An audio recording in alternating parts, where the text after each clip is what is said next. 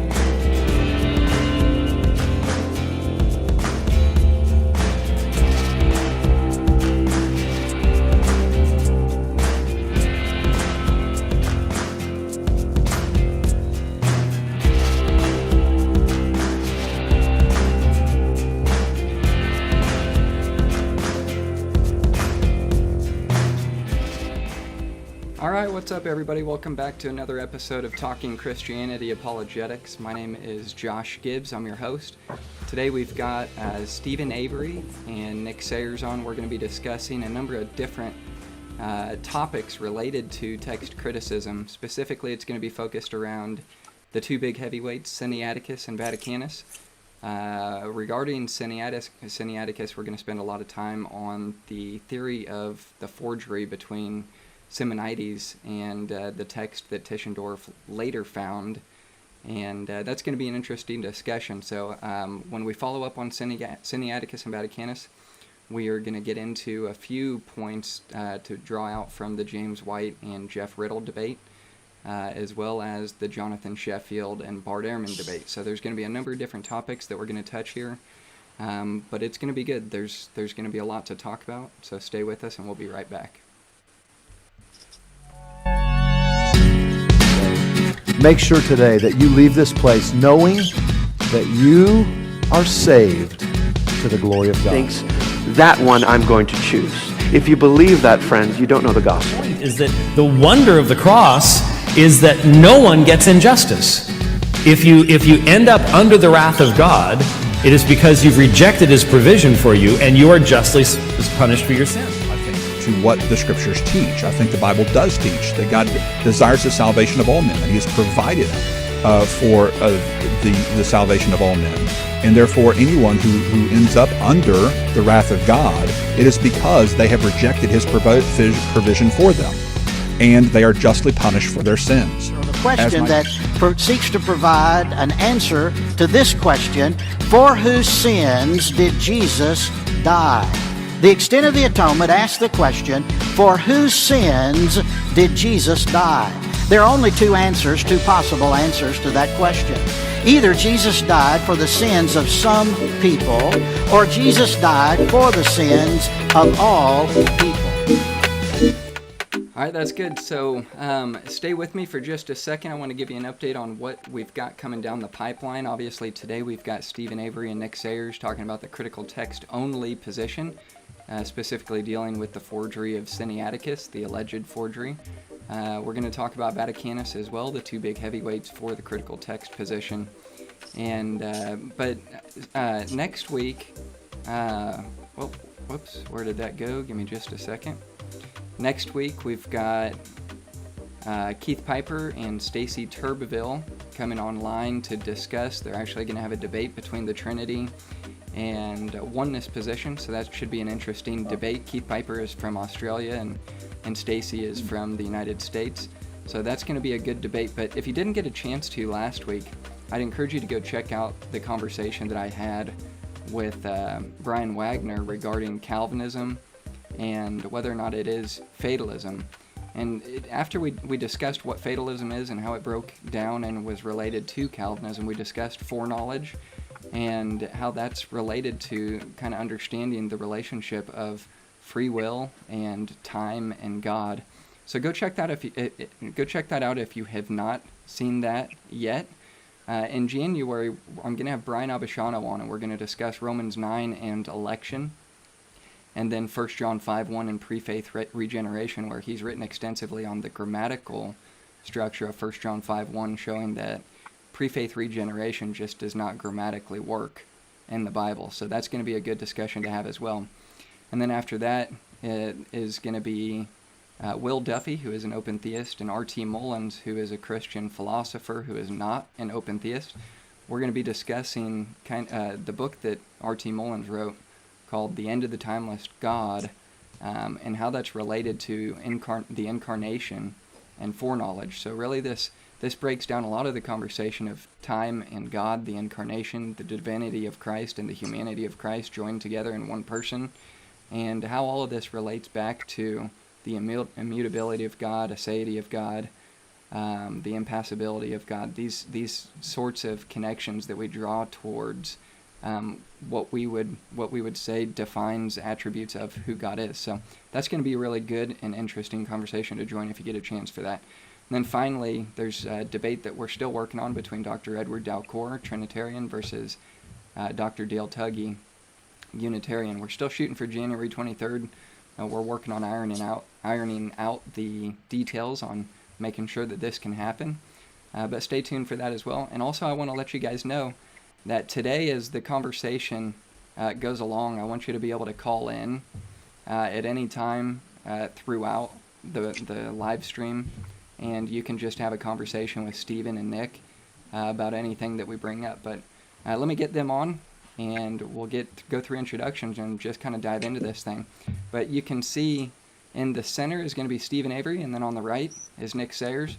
So Stephen, welcome back to Talking Christianity. It's good to have you on again. Thank you so much. Good to be here with you, Josh. Great. Awesome. You're welcome. Anytime. I'm looking forward to it. And Nick, we've been talking about doing this for a long time, having a conversation between the two of us, and it's finally happening today, all the way from Australia. So I'm really enjoying the show. I'm enjoying the direction that it's going, and I'm just glad to be here. I am too. It's going to be good. And by the way, guys, if you have not had a chance to, Nick just did an 8-part series on a review between James White and Jeff Riddle that really was between James White and Stephen Boyce, doing a review of the debate between James White and Jeff Riddle. So if you get a chance, go and check out those videos. It's an 8-part series, so there's a lot of material in there to engage with. And obviously today I think there's going to be a lot of material to engage with in our conversation. So we're going to start, I think, with just kind of giving you a rundown of what we're going to discuss. First, it's going to be Siniaticus, and we're going to spend some time on that, specifically focused on the idea of the forgery from Simonides and how the details on that play out, and then what the arguments are against it not being a forgery, why they haven't done any chemical testing on Siniaticus and those sorts of things. But before we do, I want to kind of, by way of introduction, let you guys know I had put a post out on Facebook with a link to the YouTube channel for this video that we're doing right now. And it kind of sparked some conversation, because obviously it's labeled critical text only, and it's the 3 question marks, like critical text onlyist, like really? I put that up there, and there was a lot of conversation that came back from that, a lot of backlash. Because I think that people who do hold to a critical text position don't like being called critical text onlyists. And to me, I think that'd be a good place to kind of segue to start our conversation today is, Nick and Stephen, why do you think that would be something that a critical text advocate would not like to adopt as being called a critical text onlyist? Well, I think the smear term, the smear term, the scarecrow, is usually King James only. And so most pastors, and even including myself, I've spent a lot of time trying to get rid of this type of label, because you don't want to be a King James only legalist or cultist. But what I've discovered is, say someone like Edward Hills, who was a textual scholar, he had a position where he believed the King James Bible was the final edition of the Textus Receptus. But it was more specifically the underlying Greek of the King James Bible was the final Textus Receptus. And so we know that Scrivener, he made an attempt at doing that. He did a pretty good job. There's a few bits here and there that he didn't do perfectly. But most people say that's, 99.999%, the King James readings. And so realistically, the King James only movement and the TR movement are actually pretty intertwined. But because James was constantly, putting these different pigeonholes, people are fighting to do this King James only label. And usually there's baggage that goes with it.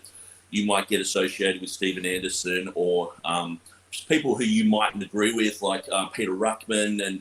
And so people fight to get away from these pigeonholes. And so for someone to be labeled critical text only, it's like we're putting their own labels onto them, and we're pigeonholing them and saying, well, you guys are cultists, you guys are only following these 2 contradictory manuscripts, these manuscripts that disagree 3,000 times just in the Gospels. They shouldn't even be classified as their own text family because they're so different from each other. But these guys basically reject the vast majority of manuscripts. They follow these 2 Gnostic type of manuscripts, and they reject everything else. And so to call them critical text only, we have a lot of information that can prove that their text is faulty. It has historical errors, geographical errors, it has archaeological errors, it has solecisms, these texts have so many mistakes in them. And people like Dean Burgon, he was repulsed with these manuscripts. And so we base our text upon what would be labeled the Byzantine text, but we don't limit ourselves to that. We're not majority text people. We understand that God, at times, he did preserve things in the Latin, and we also were guided by the early church writers. And so I think what we've done by saying critical text only, we've actually, we're fighting with their own words. We're labeling them just like they label us. Right. Okay, so Stephen, you and I had kind of talked before we did the broadcast, and both Messenger and before we went live, about why you didn't want to have the focus be on the critical text, or even the title to be critical text only, because in sort of a way it's antagonistic, but for you, you wanted the focus to be more on the pure Bible and a positive side of looking at, well, where can we find the Bible when we're having conversations about Siniaticus and Vaticanus and the Textus Receptus. You think that it should be more of a positive focus. Why is it that you think that a critical text onlyist wouldn't want to be called critical text only, and why do you want to draw the attention back towards a positive side of the conversation, towards the pure Bible? Good question. Critical text only implies a specific text. And the people who hold those positions all want to create their own text. They don't want to say, I believe in NA 28 or NA 27. They all want to leave wiggle room to accept variants that come out of the TR, the Pure Bible. Maybe one wants the Pericope. Many wants the ending of Mark. They don't want to be stuck with the text that doesn't have the ending of Mark, because it's so stupid not to have the ending of Mark in terms of theory, practice. So the people who are our adversaries, who are fighting the King James or TR position, which are very close. The majority position is close too, but not as close. Right. The people who are against the King James don't want to be called critical text people, because they want a lot of wiggle room to make their own Bible. Yeah. It could be anywhere from Bill Brown saying, well, I don't know about the ending of Mark. It might be scripture. James White probably is saying at some point, 1 Timothy 3:16 should be Burgon's ideas. James Snap, who embraces a lot of TR reading, but they're all against the King James. Their only agreement is against the King James. Yeah. They all disagree almost completely as to what is the pure Bible. None of them really hold up any specific Bible and say this is the pure and perfect Word of God. Yeah. That's why I don't really like to put the emphasis on a hodgepodge of confusion, which is what the critical text positions are. Yeah. Okay, so I think that's a good place to kind of segue in. You had mentioned Bill Brown, and he had responded even on that post and said, except very few people, regardless, are critical text only folks. And Nick, you responded to that where you said, especially when they suddenly jump to a majority position to highlight TR readings that may not have strong Byzantine attestation, such as the comma or Luke 2:22. So would you want to elaborate on that specifically? What are you referencing to as it's related to the critical text, and how they would adhere to a Byzantine priority over an Alexandrian reading like Luke 22 or the comma? So I think. People, sorry, Stephen. Go ahead, Nick. You got it, Nick. Go ahead. Okay, so I think one of the things that came out with the James White-Jeff Riddle debate, and one of the reasons why Jeff Riddle specifically wanted to debate on Mark 16 and the last 12 verses of Mark, was because they rejected the majority. If you give them 99.9% of evidence, they still reject that, and they favour Vaticanus and Siniaticus. And so oftentimes they're accusing Textus Receptus people, say Luke 2:22 or Ephesians 3:9 or the Comma Johanneum, for not having enough weight. But even when we do have enough weight, they still reject readings. And so they jump from a majority text when it suits them. They jump from a majority text position, and then they'll jump to their critical text position. And so they often use the majority text position against TR people, say when the comma's involved, or Luke 2:22 or Ephesians 3:9. They will use majority text methodology. But In other places, they don't. And so they only use it when it favors them. I see. Okay, so James Sheffield, who is Jonathan Sheffield's dad, he responded to Bill Brown with the following inconsistencies. He says, the following inconsistencies that bother us on the inconsistencies of the critical text methodologies, we all know that they value the Alexandrian readings above any other reading and are biased towards the text, but they pretend like the scholarship points them to that position. Now, why is this when we see things?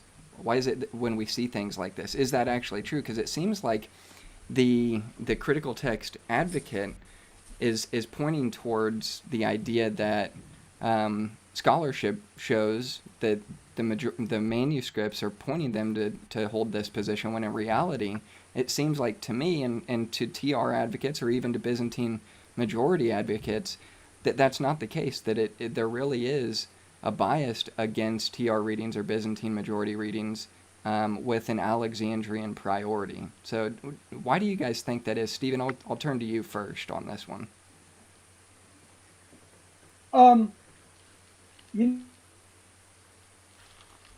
was talking about the way that they speak. He's like Maurice Robinson. He's in the majority camp. He was talking about the way that they speak, that, all of the preponderance of the evidence of the first 800s this was about the doxology, was against the doxology of Matthew 6:13. And he pointed out that wasn't really true. He didn't even know about Siniaticus when he wrote this. But he said, look, when you break it down by century, and and there's a couple of manuscripts on both sides. In those early centuries, there's Vaticanus and maybe L and one or two others, and there might be K and a couple others. But they do it in such a way that if they set a cutoff date at 800 AD, they can pretend that the evidence is for the critical text variant. But if they go beyond that, you have maybe 1,000 manuscripts that are Byzantine.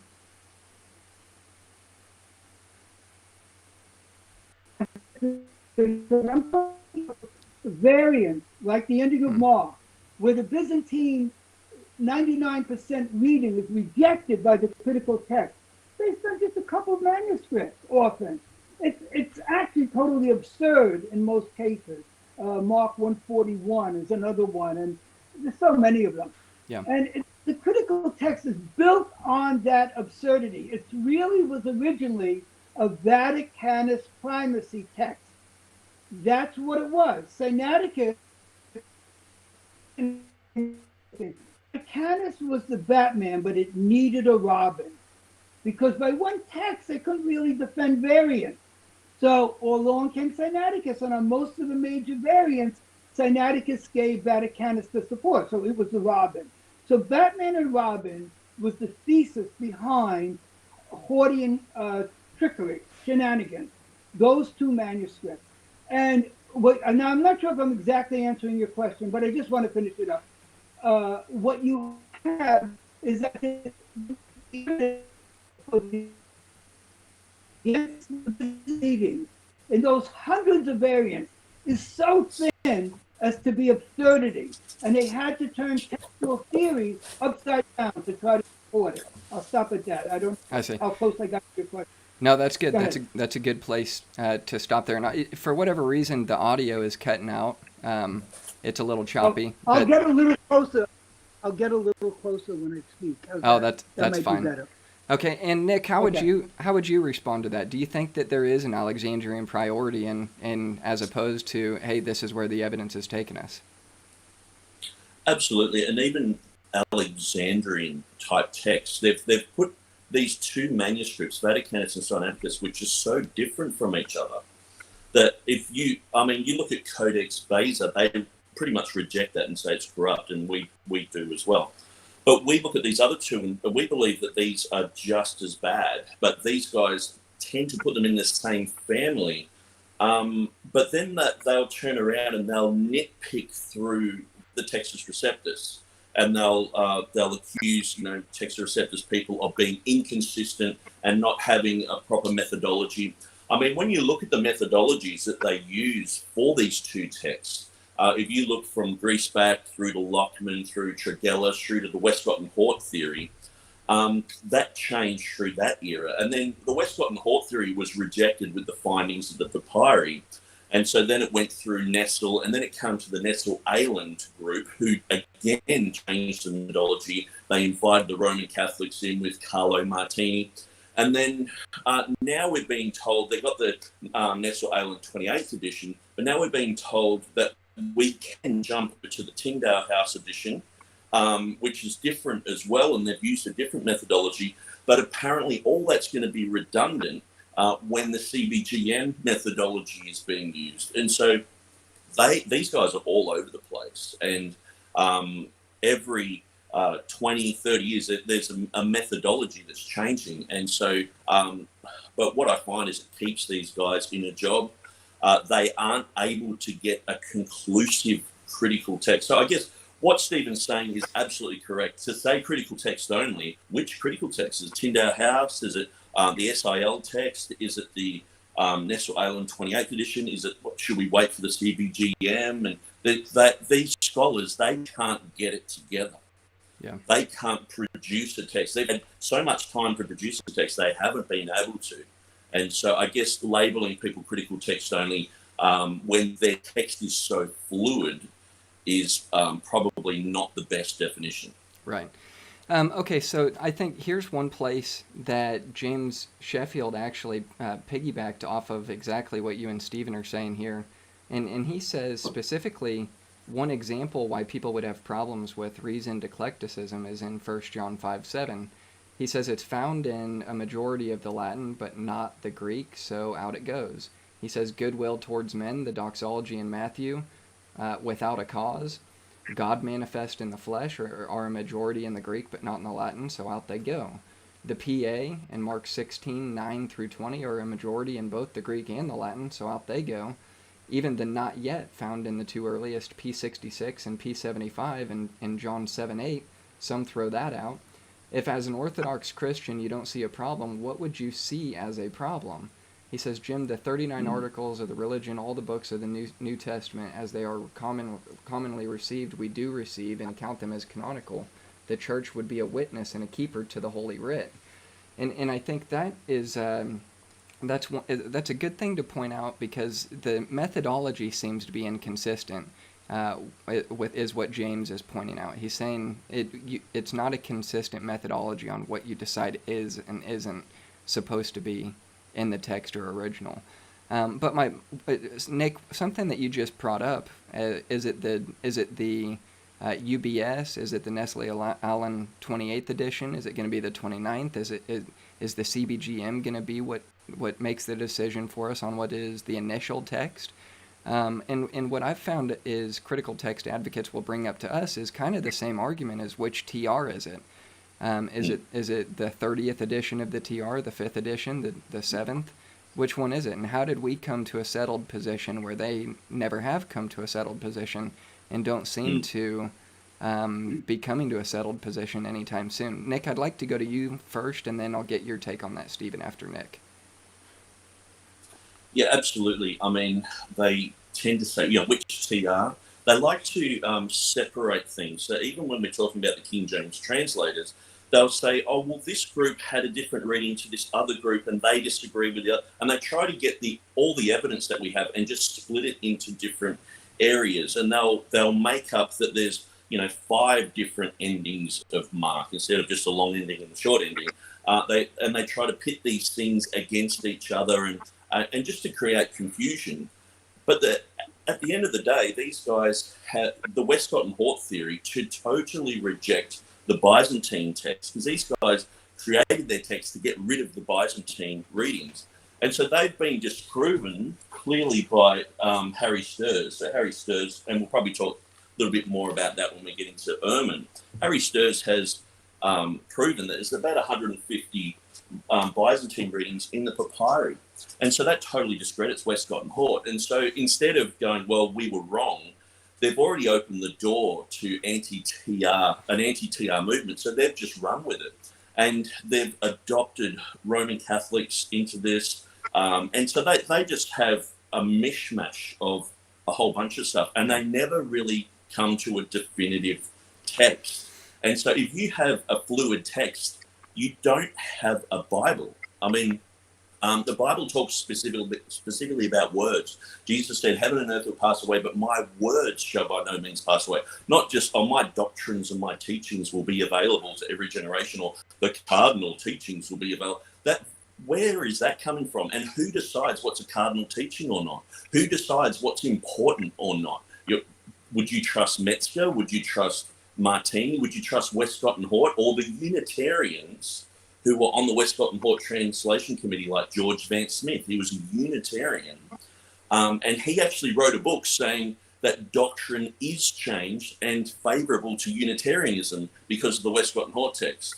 So people like James White and Stephen Boyce and these other guys, they're saying that no doctrines are changed, no cardinal doctrine. Well, Unitarians who worked with Westcott and Hort say that Westcott and Hort text did change doctrine. And so at the end of the day, these guys have a fluid text, which it's a Frankenstein text. It's different from Siniaticus. It's different from Vaticanus. The critical text stands alone from both of them. They are contradictory. The text itself is contradictory, and they claim that the authors themselves, Matthew, Mark, Luke, and John, that they made errors in the originals, in genealogical tables that have errors, in the historical places, in the geographical places, that the original authors made errors. Yeah. So to me, that's heretical. But these guys seem to sit comfortably with that, which I don't. Okay, so Stephen, how would you answer that question when we're talking about the unsettled text of the critical text? How there's soon to be a 29th edition of Nestle Aland. The UBS is going to have another edition. Then the CBGM is going to have massive impacts on the text in the direction that it's going. But they use the same argument towards the Textus Receptus in that there were multiple editions of the TR. How do we know when we came to a settled position on the TR when there was multiple editions and they don't all agree 100%? How would you answer that? Okay, in preliminary, let me add one more to the critical text, their grouping. The Tyndale House was an English edition of the critical text done by good old Dirk Jonken in a clean room where he wasn't able to work with NA28. He was supposedly working with Tregellus and blah, blah, blah. And he got basically the same text, with all the major variants being the same. Okay. They quickly, the first thing they tried to do was walk back John 1:18. They're looking for a way to do it. Okay, so anyway, but as to your question, the variations in the TR are minor, but they once you get to Stephanus 1550, the TR was a progressively refined text. It began with Complutensian and Erasmus I, whichever one you want to consider first. It was a little raw then. They were very similar, even though they had totally different resources, totally different. Erasmus 2, 3, you had the Heavenly Witnesses, 4, 5. Oh, you get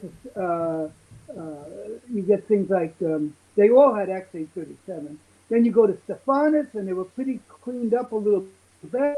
You go to Beze, and he made the beautiful adjustment in Luke 2:22, getting rid of the error that had been in all the others. And you go from Beze to the King James, the authorized version, and the state version. Now, the authorized version was simply another version of that received text, more refined. But as Nick can point out, very, very close to Beze 1598. Right. But it was still like eclectic. I mean, it took kind of an assortment between all the different, a bunch of different. Yeah, but on all, I don't a major variant, let's say the 25 biggest variants, the ones you mentioned in Timothy and Acts, I don't think it has any difference from Beze 1598, not one, So they took from other ones occasionally. Nick is the expert on trying to say very, very little. And it doesn't really matter. The point is that the philosophy of the King James person is Edward Freer Hill, that it is the English of the received text, that the King James gives it to us. But even if you walked it back a little bit to Bezek 1598, the differences are so small compared to critical text people who are all over the map that you can't compare the distinctions. Very, very small. Yeah. Okay. So that covers for now. Go ahead. That's good. That's good. Okay, so I wanted to give an introduction and read a portion from James Bentley's book, Secrets on Mount Sinai, regarding Siniaticus. But I think, Nick, you were saying that before we actually jump into discussing Siniaticus and the forgery, you wanted to kind of segue with the impact that Westcott and Hort had on the critical text and kind of the academy when it comes to text criticism as we have it today. Is that right? And while you're doing that, I think what I might do, I might actually segue into this by talking about another manuscript called Archaic Mark. And so I think this would be a good segue because I think Stephen's going to talk quite a lot about Siniaticus. That'll work. Archaic Mark, how about, will you do that? I got to go grab my book real quick. I left it in my library. I'll be right back. No worries. And so Archaic Mark, it's a Greek codex, which is numbered 2427, whose testimony clearly shows that we should never rely on paleographic estimates alone to date important manuscripts.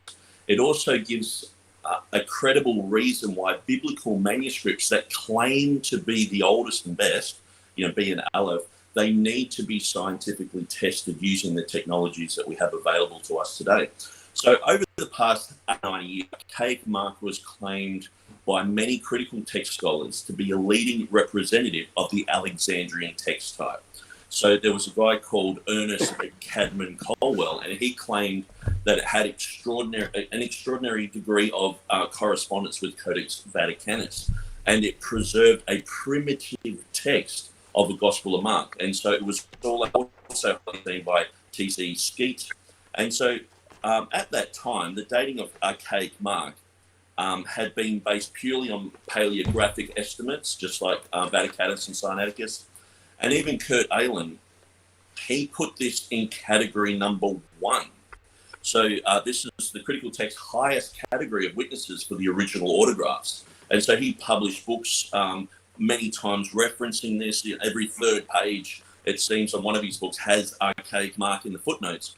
And so in 2006, people started to realize there were things wrong with this. And so I won't go into all those heavy details, but what happened in the end, 2009, that scientists took 24 samples of the parchment ink, and they realized that it contained a modern ink called Prussian blue. And so basically they realized that it could only have been created after 1874, so it was proven to be a forgery.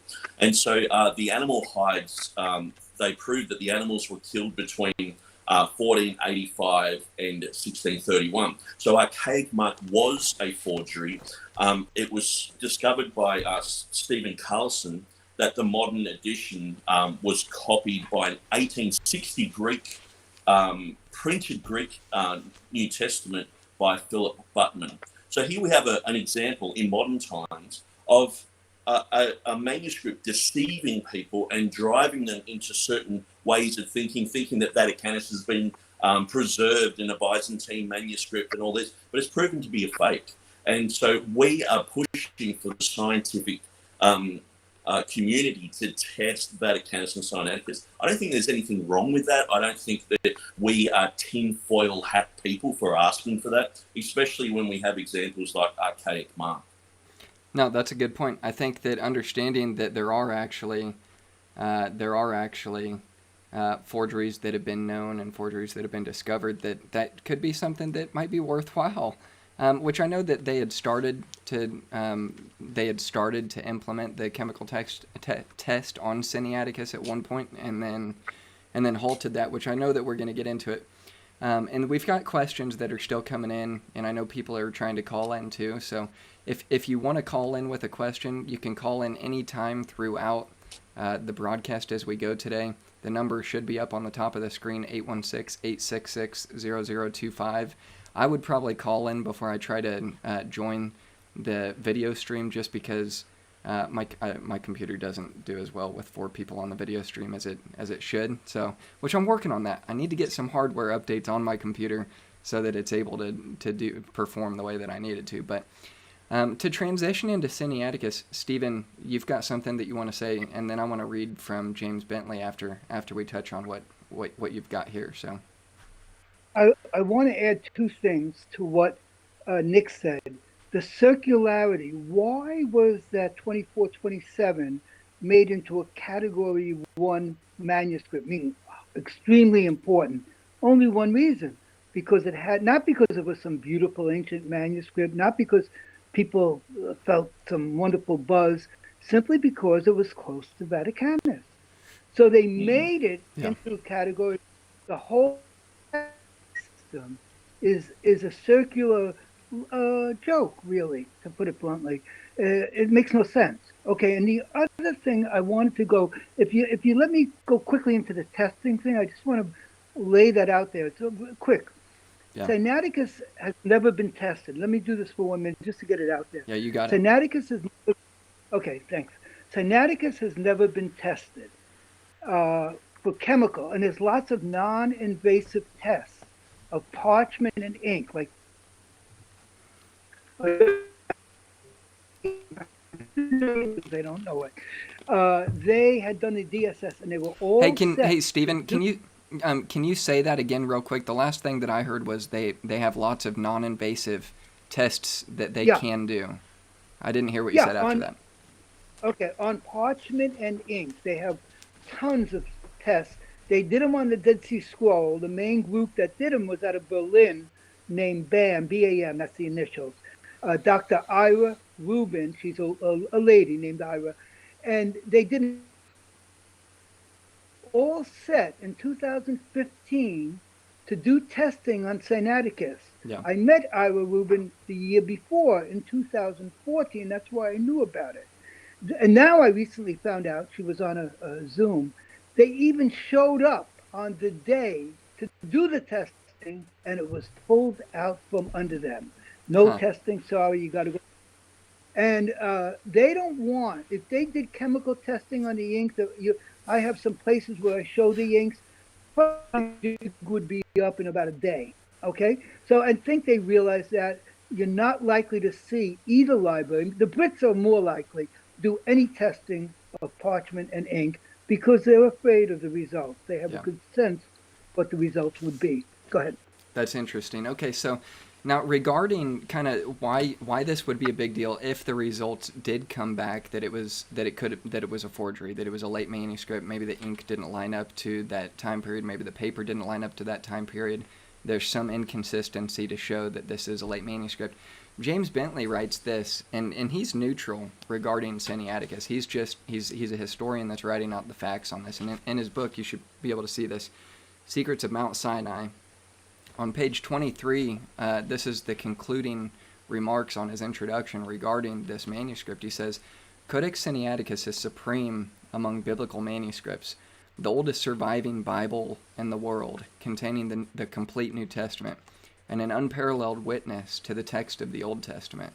The differences between the text of Codex Siniaticus and the New Testament as perceived by Christians even today are nearly shocking, and it is fair to say that although scholars have worked on the manuscript, few Christians even know of these differences, and that fewer still have come to terms with them. Finally, and above all, the discoveries at St. Catherine's dramatically force us to reconsider one crucial element in Christianity, the resurrection of Jesus Christ himself.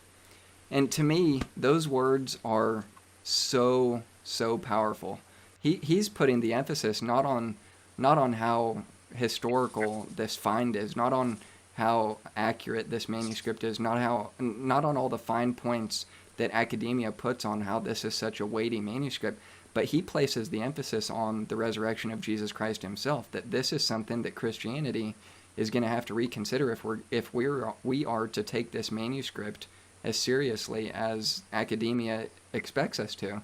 And to me, that has direct implications on whether Christianity is true or not, because if Jesus Christ is not raised, then our belief is in vain. So to me, if that's the emphasis that James Bentley sees on Codex Siniaticus, and that's the same emphasis that we're supposed to reconsider as it's applied to Christianity and the text that our translations are based off of, is that something that you think that we should take seriously, or and take this text seriously? Nick, what would your response be to that?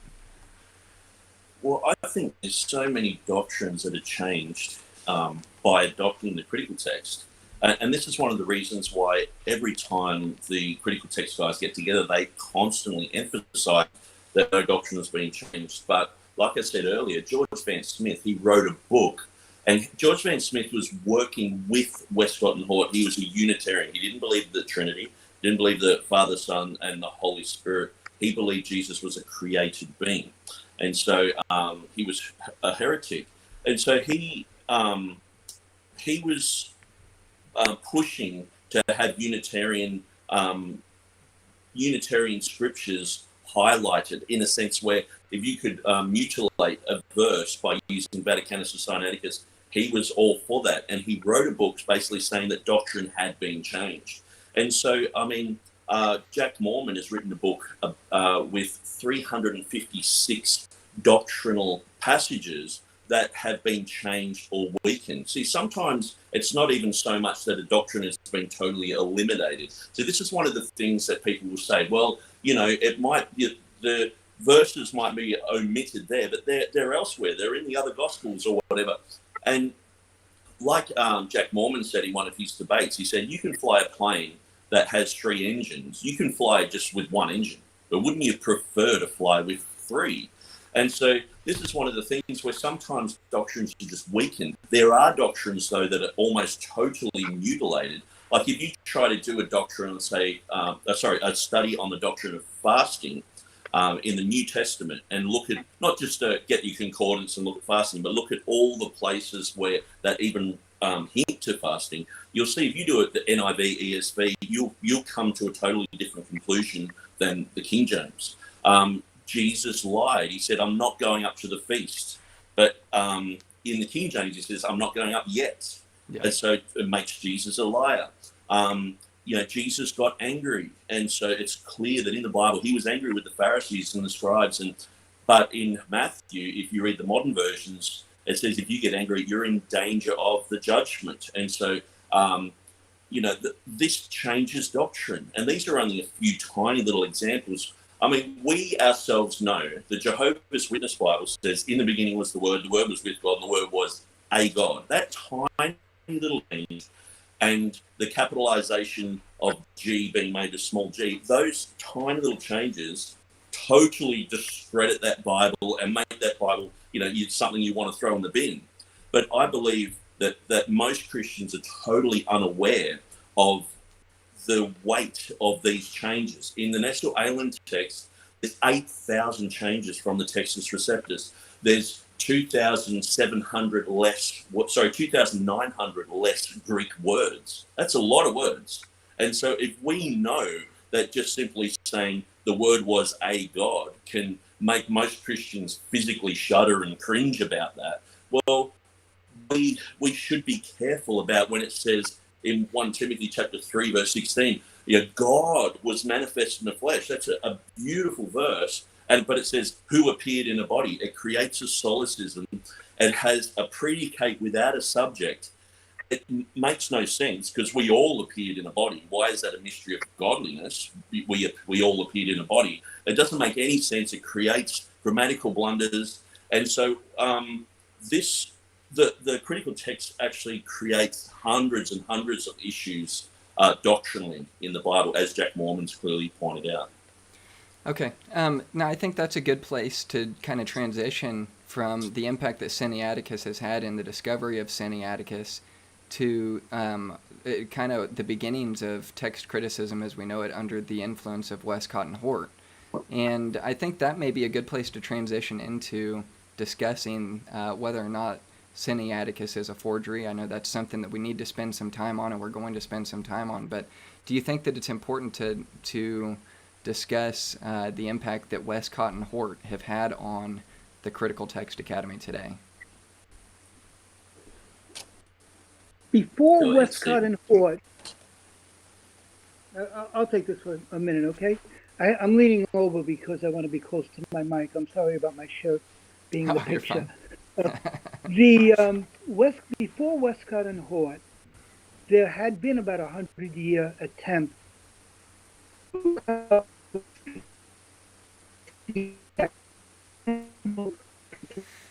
Stephen, I don't know what the deal is. For whatever reason, the sound is lagging. It just lags for about 5 or 10 seconds every now and then. You were saying before Westcott and Hort. Okay, I think it let's might try be it the again. actual the internet connection. Yeah. Also, the picture some lags, but let me try it again. We'll see if it works, okay? If not, I'll step back for a little while. Before Westcott and Hort, they really didn't start it. What happened was there was about a 75 to 100-year shuffling around with Lachman and Tregelles and Davidson, and they were all playing around. Some of them were putting out New Testaments, and then Tischendorf, which is incredibly weird New Testament. They were trying to come up with an alternative to the received text, to the Reformation Bible. But they all disagreed with each other completely. I mean, weird and wild disagreements. And Westcott and Hort, what they accomplished was to solidify the opposition to the received text behind one new Bible that they actually produced more or less in 1871. I'll stop because I might be breaking, and I'll let you guys take it from there. Go ahead. No, you're good now. Okay. Okay. Let me finish. So then they had to undo the errors of Tischendorf because he was head over here. I think it was in his 8th edition. And so they came up with their own text, and they foisted it secretly upon the revision committee. And the revision committee rejected parts of it, but they were basically lockstep because Hort was very convincing. He might have had some mesmerist skills. That's a little side issue. And they came in and they came up with that text. The text is totally absurd. It was torn apart by Burgon, but also many other people. And so today, a lot of people acknowledge that all their theories were wrong, you know, like the way that they handle Lectio Brevior and Lectio Difficilior, and there was a whole bunch of them. I could list them out later. And all their theories were wrong. The genealogy theory wasn't really a genealogy theory. In fact, it was an anti-genealogy theory. And all the theories were wrong, but somehow the text was still considered to be right. And this is the miracle. Everybody knew it was based on nothing sound, but they still loved the text because it gave the one alternative to the received text, the Reformation Bible. The one, it wasn't even accepted at first, but by the mid-1900s, through the Nestor-Lalande text, it became the alternative. Okay, I'll stop there. Yeah. There's so many places to go from here. I think, Nick, you've brought up some really good points with some of the theological, the genealogical, the historical, the geographical, just blatant errors. I mean, some things that would turn Jesus into a liar, that would turn Jesus into a sinner by saying, if you remove that phrase, to be angry and sin not, if we remove and sin not and just saying to not be angry, well, then that would be a command that, if you're in violation, that's something that would seriously make you have an issue with being a sinner or not. So if we remove that aspect and apply it directly to the anger of Jesus in the synagogue, I mean, what does that do to the person of Jesus Christ? That seems like an error. But another theological error would be in Matthew 24, where Siniaticus removes the deity of Christ by removing the phrase "neither the Son," because Jesus might not be on the same level of knowledge as God was. So it seems like there's theological issues like this But what about in Mark's gospel with the encounter of the leper and Jesus? Was Jesus angry at the leper, or did he move with compassion? It speaks of the character of Jesus. So we've got issues like this, but on page 132, in the third paragraph, Westcott and Hort, speaking of Siniaticus, when they're brought up some of these blatant issues that traditionally have not been issues with the text, and they're trying to advocate for a text now that is advocating against the text that has been used throughout church history with things like this that are being brought up. They say that the alterations that happened in Siniaticus must have been by accident. And he goes on to say this manuscript proves them wrong because so much of his own text has been corrupted in this way, where later scribes were theologically motivated to delete or make changes.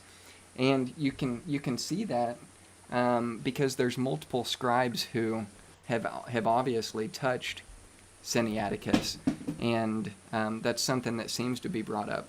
But Nick or Stephen, do you have something that you wanted to hit on in relation to that point that I just made before we get into the forgery idea? Well, I do want to say that the number of hard errors in the critical text is hard. You I'll give you two more examples. You can pick up the Net Bible, and you have the son of the daughter of Herodias dancing, the daughter of Herod dancing. I'm sorry, instead of Herodias. A terrible error. Now, it's not in all of the. This is the thing. If you're a modern version person, you can smorgasbord around, but it's in the Net Bible, and that's the one of Daniel Wallace, and that's the one where he makes a big article saying, well, the difficulties are not that obvious blunder because it's different in another gospel. It makes no sense. So you've got a swine marathon in all the modern versions from Gerasa, which is 35 miles from the Sea of Galilee, and there's really no reason for that. And there's so many more. You've got the Eclipse, you got this, you got that. And so the people who have stuck with the modern versions, they have to develop a new theology, a new doctrine, ethereal inerrancy. It was right at one time, way back in the past, but what we got today doesn't work. Oh my gosh, Stephen, I'm laughing this swine marathon. Yeah, I love that. Oh man. Okay, now hilarious. that's an example of a geographical error. All right. So why would? Okay, I want to ask why. Let's talk about the origins of Siniaticus, and let's transition from the origins of Siniaticus. So James Bentley goes through three possible examples of three different origin stories of Siniaticus. But I want to get you guys to kind of take this up and just run with the conversation on it, and then let's get into the idea of the forgery. I might just say a little bit just before Stephen starts, because I know that Stephen is a bit more of an expert on this than I am. But Callinicos, he wrote a letter in 1862 from Alexandria, Egypt, declaring that Simonides himself was the scribe of the manuscript, which was later taken by Tischendorf from the Sinai monastery. Callinicos not only accused Tischendorf of stealing part of the manuscript, and he said perusing and reperusing it frequently abstracted secretly a small part of it, but also of applying lemon juice to the remainder of the manuscript to make it look older, and it says in brackets here, to weaken the freshness of the letters. And so the accusations aren't just coming from, Stephen Avery and Daniels and Pinto. That this was raised back in 1862.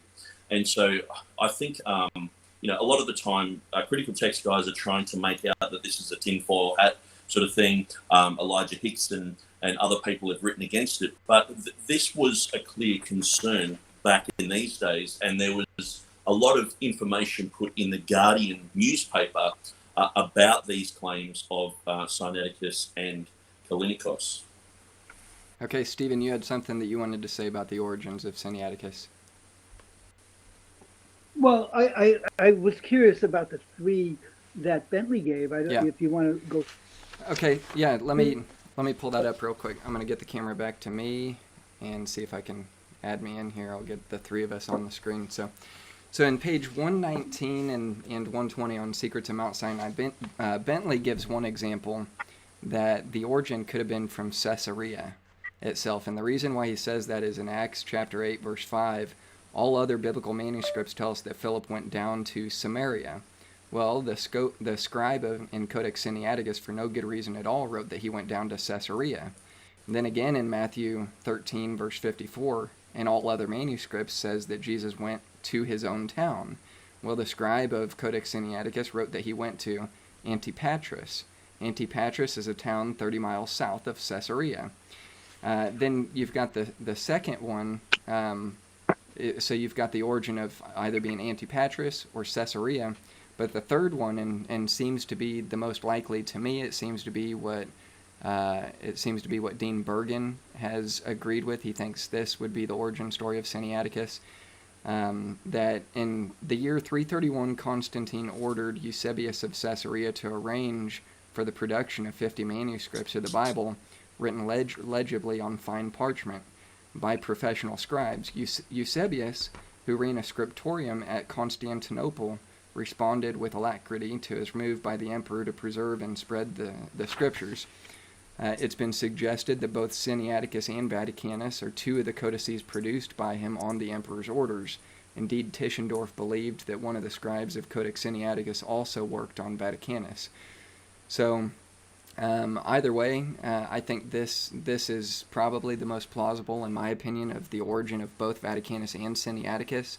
There were 50 vellum scrolls that were ordered by Constantine and delivered by Eusebius, written and recorded in the scriptorium in Caesarea, and gone from there. We've got a call coming in. I want to turn that over to you guys. Whoever just called, go ahead and call back if you would. I missed your call. But Nick or Steven, what do you think about those origin possibilities there? Well, let's say that somehow Siniaticus was ancient. The idea of it being one of the 50 has some terrible difficulties. First of all, it wasn't by good scribes. It was by terrible scribes. They overdid a section twice in First Chronicles. And they made all sorts of omissions of lines, which, by the way, shows that it was by what you call a sense line manuscript. I won't go into that right now. And so it really couldn't be. Also, if Vaticanus had been, we lost some of Siniaticus, but Vaticanus, if it was really from the emperor, it should say so. It should have all sorts of indications on it. So I would, even if it was ancient, that theory is now pretty much under a cloud of not being very good. The theories about Caesarea, there's another theory from Hort that it was done in Rome because of the Latin city names, Latin names that are in it. None of those are very important to the basic issue of, was it done in the first millennium, 400 AD, maybe 800 AD, or was it done in 1800 AD? And that's really the issue. Remember, it has no provenance before 1840. There was nothing ever written that has been discovered in any library at St. Catherine. Nothing like that exists. There are attempts to say, well, this person might have been talking about it, but really there's nothing before 1844 that shows a provenance, and we believe 1840 when it was made in Mount Athos.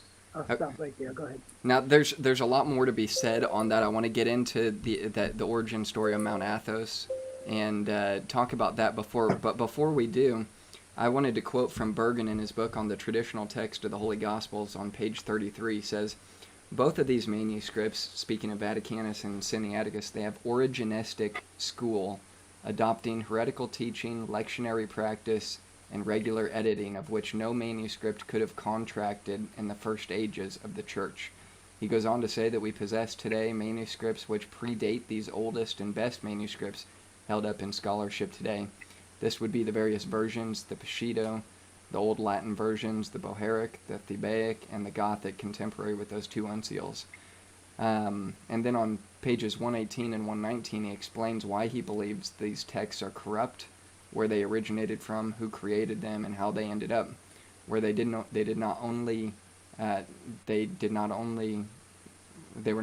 to be discovered and later deemed the bedrock for the Christian text. So, Stephen, you're saying that the theories, there's many theories far and wide about the origin story of where these came from, but you're saying one to take seriously is the idea of the origin of Siniaticus in 1840 and no earlier. So how would you like to start the conversation as it's related to the 1840 origination in Mount Athos?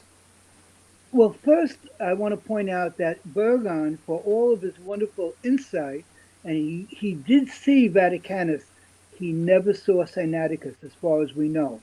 Okay. The reason is that Tischendorf moved heaven and earth to keep the two parts separate from each other. It wasn't even till 1863 that he publicly announced, or 62, I think 63, that the two parts were connected, even though he obviously knew about it in 1859 or earlier. So he was keeping his everything close to the vest. He was keeping one part secreted away in a library in Germany, and the other part secreted away in the library in Russia after it moved there from Germany. And nobody could see them for the most part. Very few people saw them and handled them until 2009. Yeah. Okay, so I just want to make that clear, that Erhman's comments were not based on actually handling the manuscript. He was only working with a smooth over facsimile of Tischendorf. Go ahead. Now, one other point that I didn't bring up, I mentioned two of the three origin stories. The third would be the actual origin with Origen himself in Alexandria, Egypt. So specifically regarding Tischendorf and his observations on Siniaticus, he says that as he studied the Codex, the eagle-eyed Tischendorf counted 14,800 such corrections made by 9 separate correctors.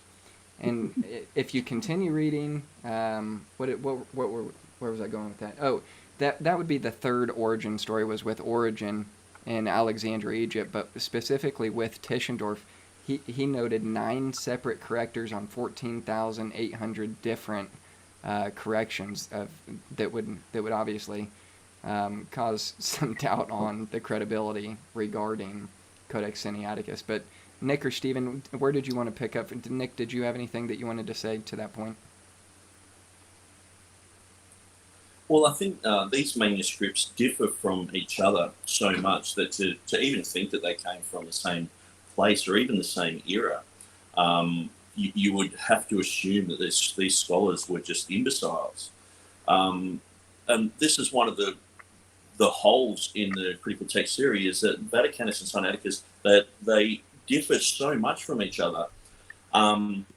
Even because oftentimes we're comparing these texts with the Textus Receptus. Well, when you can just compare them with each other, with actual empirical evidence, historical evidence, archaeological evidence, geographical evidence, as Stephen was saying, early testimonial evidence, and plus two, one of the things is, how did the Byzantine text just appear in 400? How did it just appear everywhere and have all the same type of readings in it?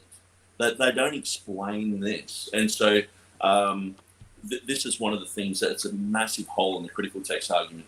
But that's one of the things that I would say, that I don't think that these manuscripts came from anywhere near the same scriptoriums, because they are so diametrically opposed.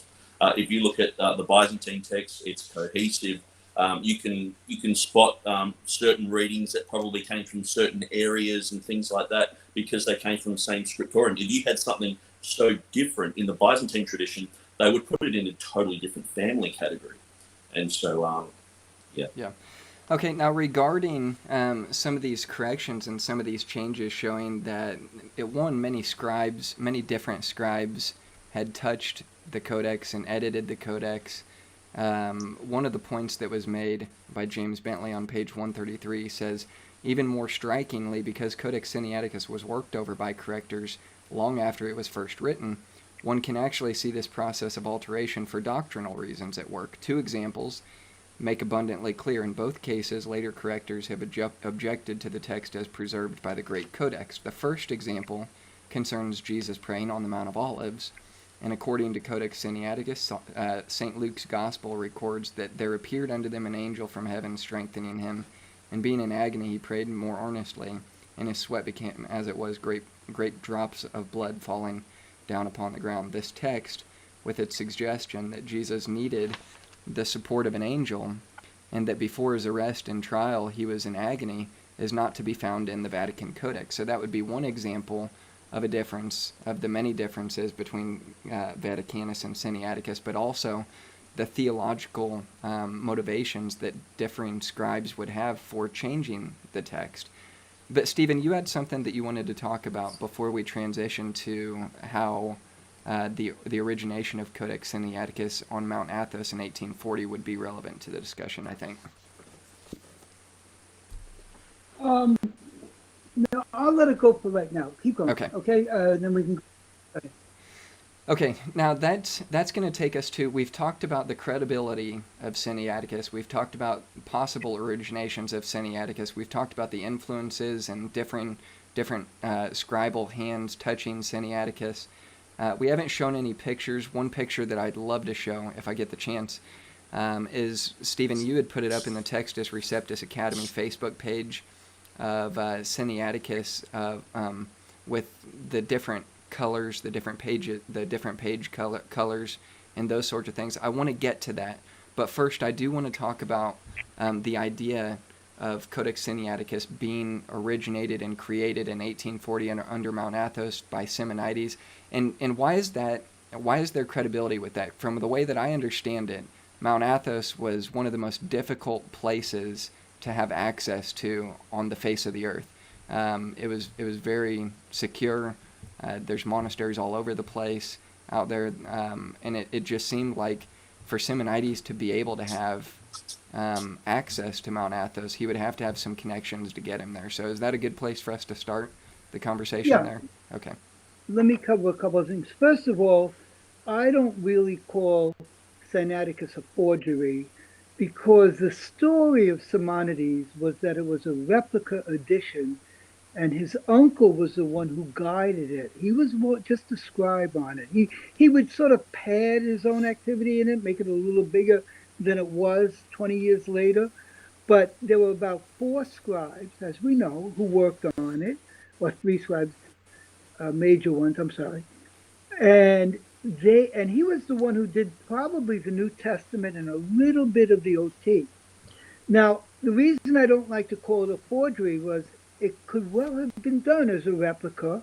I see. Possibly they were trying, I just want to finish this, they were trying to pawn it off as a forgery, but there's a big difference. If it was done as a replica, it only became a counterfeit when it was foisted in 1859 as an ancient document. I'll stop there, go ahead. Okay, so what would make it a counterfeit when it was hoisted as an original in 1859? What would make it a counterfeit? Just the idea that it was actually a duplicate? What's your point there? The question, I mean, you can argue that it was a recent document or not, but he pretended it was produced around 1840 by a group of scribes in Athos, of which Simonides was one of about 4, and then there was correctors in Athos and correctors in Sinai, most likely. Okay, including the Arab correctors in Sinai. Now, so it was kicking around from Athos to Constantinople to Sinai. It was visited in Sinai by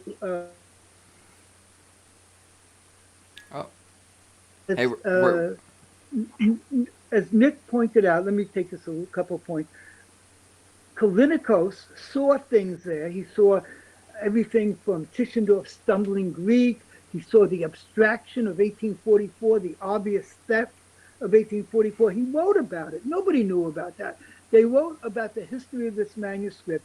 Callinicos, through Simonides, in a way that nobody could have done unless they really saw what was going on. So then by the time that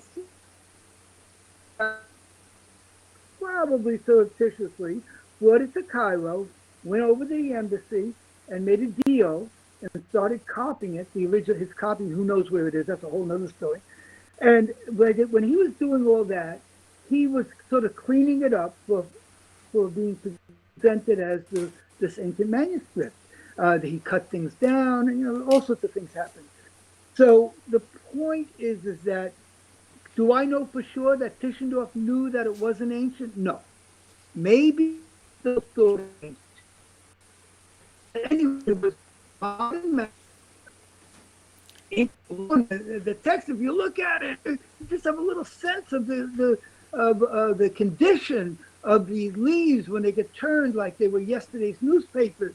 If you look at the ink, where the 1840 ink from Lipstick looks just like the supposed ink from 300 AD, almost identical, in terms of depth and strength. There's no inkware on that manuscript, even though they sometimes claim there isn't.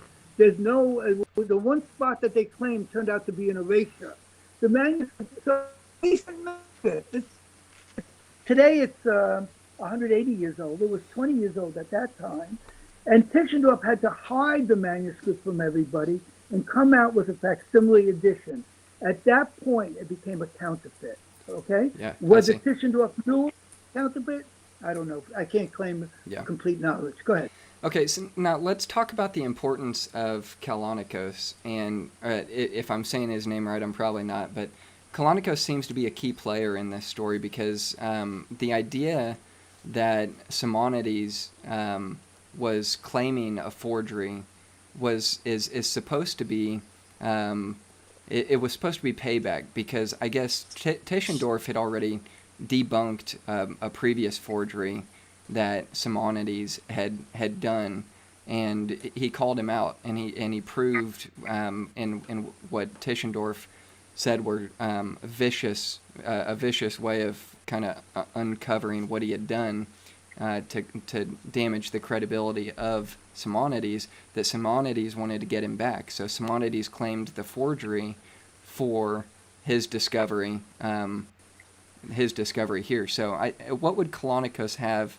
What would his role be as claiming to be? I mean, he was supposed to testify under perjury, or at least he was supposed to testify that what he saw was actually what happened, that he saw Simonides create this document. But James Snap is calling in. We'll see if we can get a call in. But Stephen, can you talk about the importance of Calonicos there? Okay, first let me say that the theory of Simonides wanting payback is a very weak theory. All you needed was somebody to look at both parts of the manuscript, somebody to find an entry at the library in Sinai. It would have been the easiest thing. If he hadn't been able to make it in Athos in 1840, and we have proof that him and Calonicos were in Athos circa 1840 working on manuscripts. This proof came out in 1896 to 1901 in a archive of the library done by Spiridon Lambros. So Calonicos was sort of like a central figure. People deny that he existed, but to their chagrin, the same thing, which only came out later in 1896, basically proves that he was an independent personage. The other thing that proves it is he gave so many tidbits from Sinai, like the 1844 abstraction, that he could not possibly have known unless he was there. Okay? So Calonicos gives a sort of support. Not that he testified, and you could say, well, maybe he's helped by Simonides. Simonides could play tricks. No doubt about it. But in Sinai, who had been with Simonides even back in 1840, as he testified, and that is hard-coded proven. Okay, Yeah. I'll stop right there. That's Go ahead. good. Okay, and by the way, folks, if you would like to call in, you can call in. The number is 816-866-0025. You can also click the link in the description box if you want to join the call, like James Snap has done as well. So, James, we've got James Snap on the live stream with us. And, James, welcome back to the show. It's good to have you back, man. Thank you. Well, Good to be here. so let's turn it over to you. You're calling in with either a question or a comment. I would imagine it's going to have something to do with the origination story of either the duplicate or the complete forgery in 1840. Where do you want to start, James? Actually, I just got here. I haven't really gotten acclimated yet, so Okay. I was just gonna sit back and see where we stand. I just clicked on the first link I saw, so. Okay. I just like to observe a little bit for now. I haven't heard anything Nick has said yet.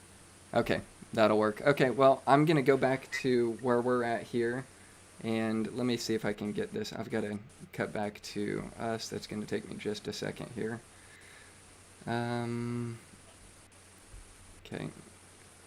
and let me do this, and this.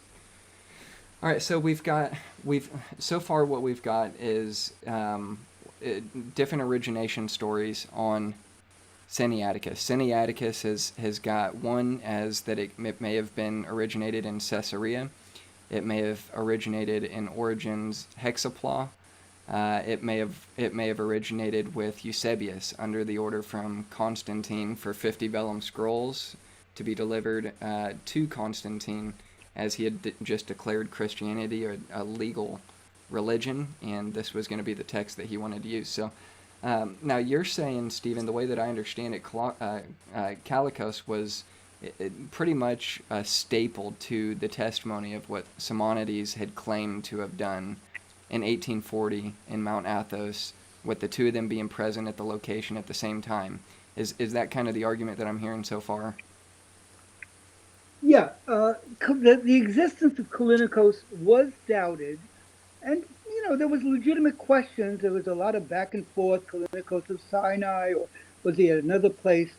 But two things he was pointed out in the book by Farrar in 1907, I believe, as being a key figure that really. What happened was Farrar saw the 1895 or 1900 publication of the archive of the library at Mount Athos of Rusico. He saw the entries for two entries right next to each other from Simonides and Callinicos.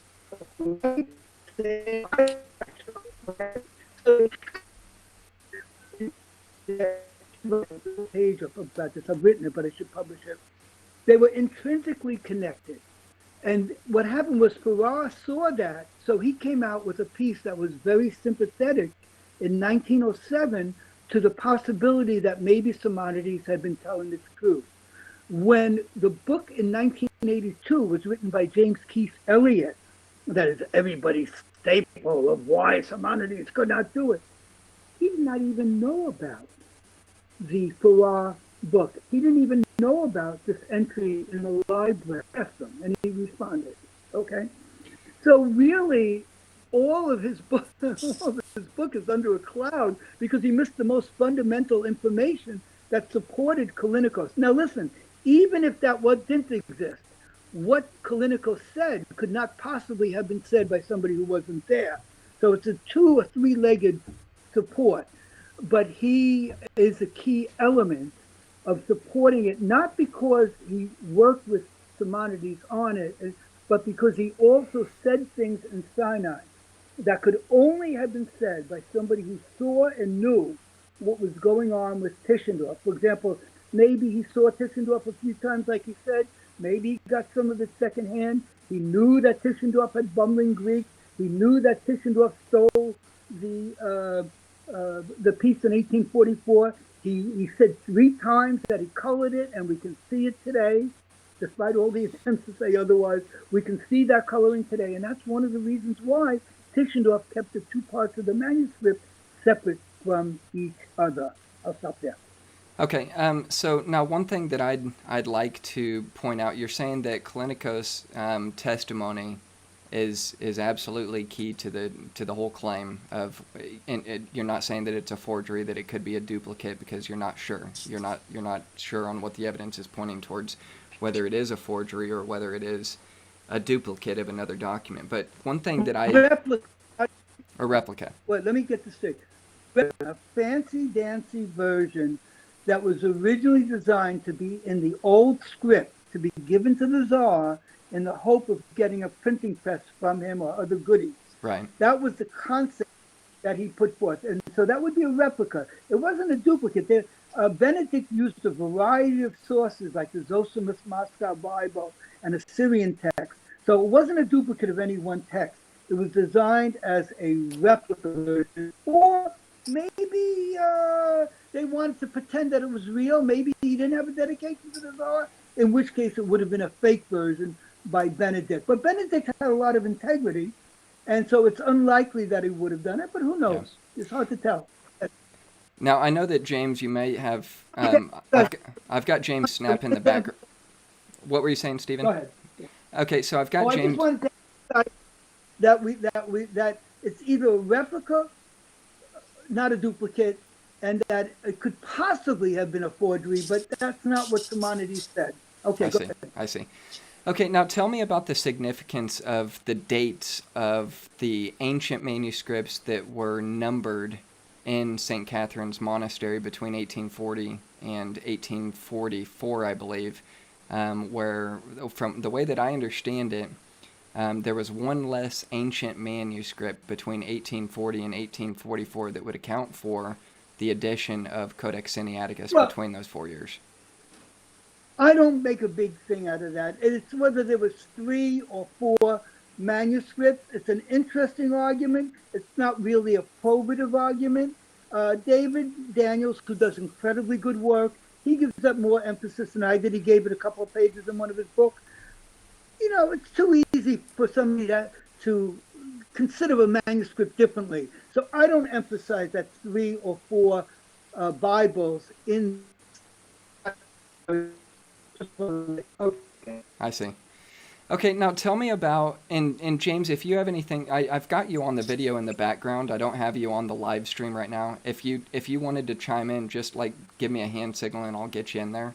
But one thing that I do have, Stephen. Okay, James, let me. I want to transition into, after we get this question in here with James, to the relevance of what Farrar says about Simonides and what his testimony is. What exactly you were saying, that there's no way that it could be that it could be falsified or whatever. So James, where are we going to go with where do you want to go in this side of the conversation from right here? Well, first, it might be helpful for some of you viewers to point out this is not the Farrar who's the famous technical critic who worked on Family 13. This is James Farrar. It's an entirely different person. It's a writer who, if you look at the book as a whole, he's not writing any kind of academic thesis. It's more like a. Do you remember the old show that had Leonard Nimoy on that was called Unsolved Mysteries or something like that? It's kind of that show in book form. But going on to the question of about. I'm sorry. Go ahead, Steve. Do you want me to speak? Yeah. 1 second, James. The term that he used was literary forgeries. That was his expertise. He was complimented. I have it. Okay, go ahead. But going on to the question of the origin of Siniaticus, you mentioned three theories that was made at Caesarea, that involved the hexapla, and that involved Eusebius. Now Eusebius was stationed at Caesarea in the early 300s. He was a bishop who had seen some persecution with his own eyes. And he had been at the Council of Nicaea. He had an interesting career, and he wrote he's probably most famous as a historian. He wrote the ecclesiastical history, church history, and also Eusebius wasn't the most orthodox person. He declared he wasn't willing to fight about it. He was willing to live and let live to quite an extent. And I see he was known for proposing an alternative creed that nobody else went with, and so he ended up capitulating and going with the majority, probably because he liked his job. He was also a friend of the emperor, or at least a close colleague of the emperor. But Caesarea, I would say, is the leading theory as far as the place of it being made. Now, after Eusebius, one generation after, he was succeeded as bishop there by Acacius and by Euzoas, who are described by only slightly later authors as Arian bishops. So Eusebius didn't fight vigorously to protect his office from all our Arians. And in the mid 300s, there was quite a big swing back to Arianism, even among the movers and shakers in the church. It's probably at this time that Siniaticus was made, and that doesn't mean that Arians can't be good copyists, but it is something to keep in mind, especially when it comes to particular doctrinally relevant passages. There aren't very many of them actually in the text, but there are a few that come up. Also, Jerome, part of the evidence for this is from Jerome, where he says in his Lives of Famous Men that after Eusebius, and I'm kind of recalling this off the top of my head, so don't lean too much on the details, but Jerome says that Acacius and Euzoas, two students of the same school, referring to the theological point of view, the theological perspective. They're at Caesarea. They undertook to update the library and put from papyrus onto parchment some texts that were wearing out. Now, Jerome does not specify that those were copies of the scriptures, but were at the theological library at Caesarea. So it wouldn't be a great leap if that were the case. Also, it's a Greek text, and it doesn't really appear to wander from that. So that kind of illuminates this was the hexapla of Origin of theory, partly because it contains readings. Now, Origin did not mention every day textual criticism. He really didn't do a whole lot of textual critical work that we can see on the New Testament preserved. Now, lots of writers have things that we know that they did because other writers quote from them, but we don't have the evidence directly from that writer. So did Origin do text critical work? Well, he did a little bit, but if you take Bruce Metzger's little volume in hand, you'll see that it doesn't really amount to much that we can find, that we can say, yes, this was Origin making a decision on this point. Maybe at John 1:28 with Bethabara versus Bethany, with the Gergesenes versus Gadara, things like that, but not large projects. We do have the work on the hexapla, which is an Old Testament project. We do have that work, and if you take a look at it, you can see how that would occupy a lot of a person's time.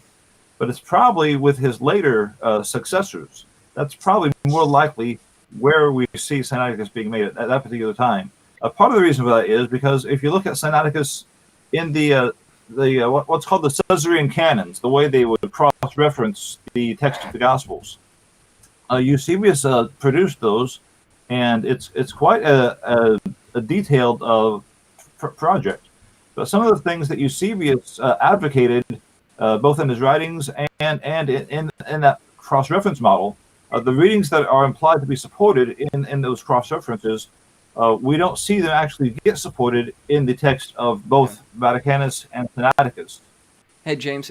So I think so we talked about that being one of the possible originations as the three different possible theories of the origination of Siniaticus. But I think the focus is whether or not what happened with Simonides is true or not. So it seems like Stephen, you're saying that it's very plausible that the work that Simonides claimed to have done with Codex Siniaticus that made its way into St. Catherine's Monastery and discovered by Tischendorf, whether it's a replica or an original forgery, is still something that happened historically.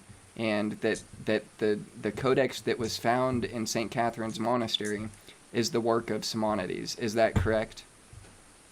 Yeah, you got it. Go ahead. Yeah, Simonides, it was the work on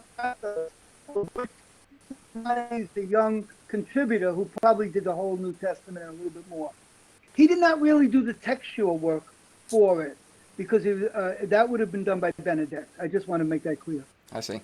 So, James, it seems like that would be the point of contention, is not whether it originated in Caesarea with Eusebius and that side of the conversation, but is the work that Simonides claimed to have done true, or is that not true? I would say the idea that Simonides had something to do with the production of Codex Siniaticus is absurd.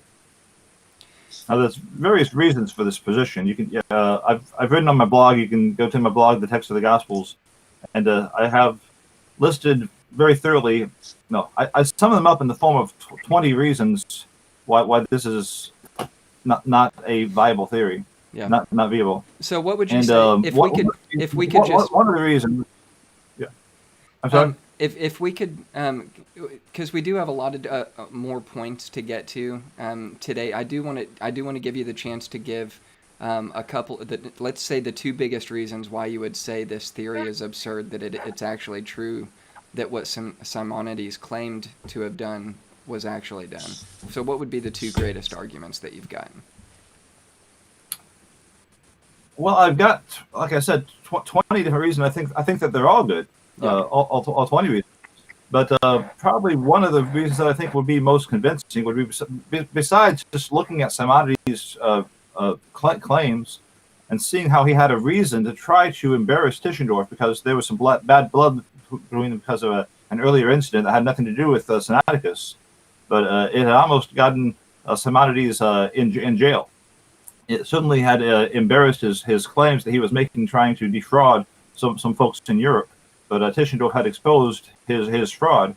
He just kind of stepped into the situation and inserted himself and said, "Oh, you experts are being fooled. Let me show you why."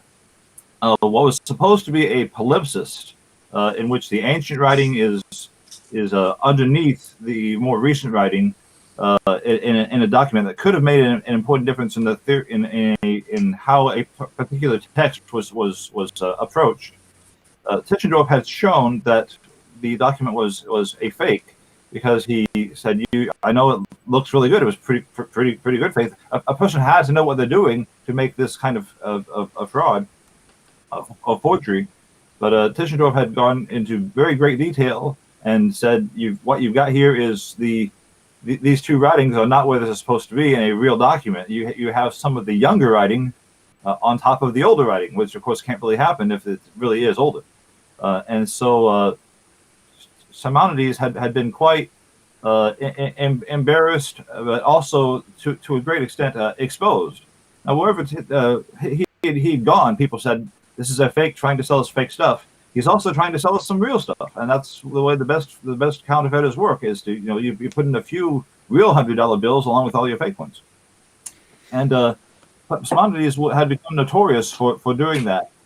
And so when the time came for him to say to see this man that had exposed him in the past, that he could say he could find a way to embarrass him, he made up the story using as his basis the detailed descriptions that Tischendorf had already published in other publications as the basis for his apparent knowledge of the document. And so he was using that information that Tischendorf himself had presented as the grounds for that's something that I made when I was a kid. Well, in his description, and here's that reason I was getting to give just a couple of, you could give dozens and dozens of reasons, but this is probably one that I think would be in a court of law very, very heavy evidence. And that is that when he described the manuscript and how he had made it, and this is Simonides I'm talking about, he said that in the toward the back in the Shepherd of Hermas, which is in this particular manuscript, you have the New Testament, and then you have these other two books. But one of them is the Shepherd of Hermas. He said, I was making the New Testament. I had this. I made it from this. I believe what he said was a codex of old parchment. That's what he was using. He said I was writing in the text of the Shepherd of Hermas. I was just copying out the text, not trying to deceive anybody. Just making this what I thought would look like an old manuscript to give to the Tsar. And when I came to the end, I ran out of parchment, and that's why I didn't write the first.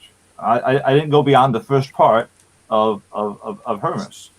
So that was his claim. Now you could make that deduction that's where Hermas ended in the manuscript from what Tischendorf had described in his own public descriptions of the Codex.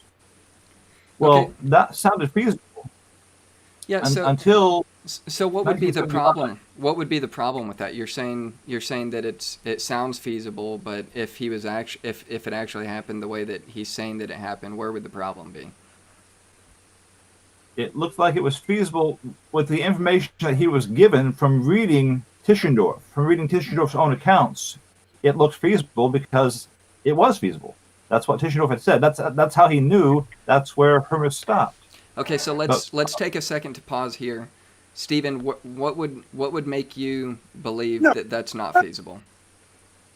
James has a point there. He's not getting to it fast enough. In 1975, more of Hermas was found in the dump room in the back, and therefore, if that was done by Simonides, which it likely was, then he wasn't being accurate when he said that he stopped at the first third or so of it. It's a point. It's a decent point. In that particular case, Simonides was likely piggybacking on the public knowledge at the time, whether he remembered what happened. He didn't really write Hermas. If I remember right, he wrote Barnabas, not Hermas.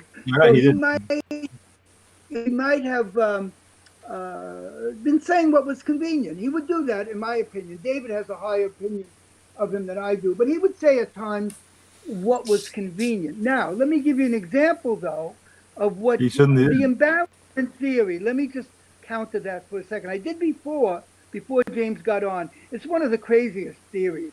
For example, I'll give one simple example.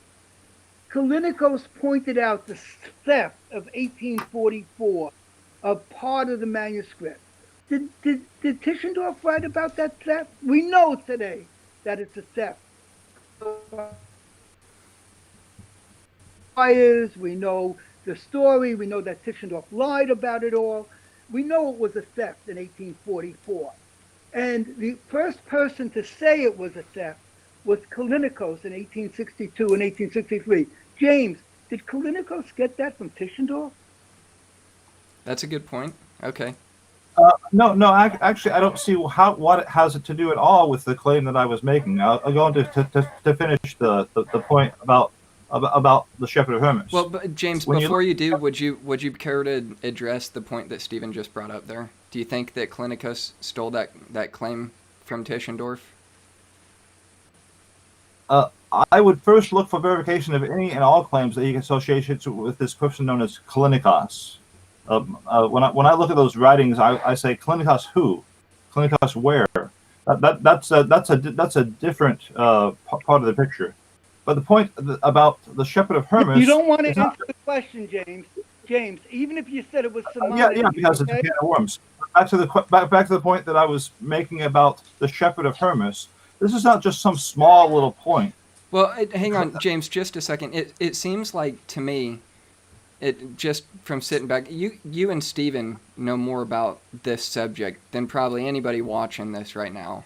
Than either Nick, right? But my point is about Callinicos because it's irrelevant to the actual evidence.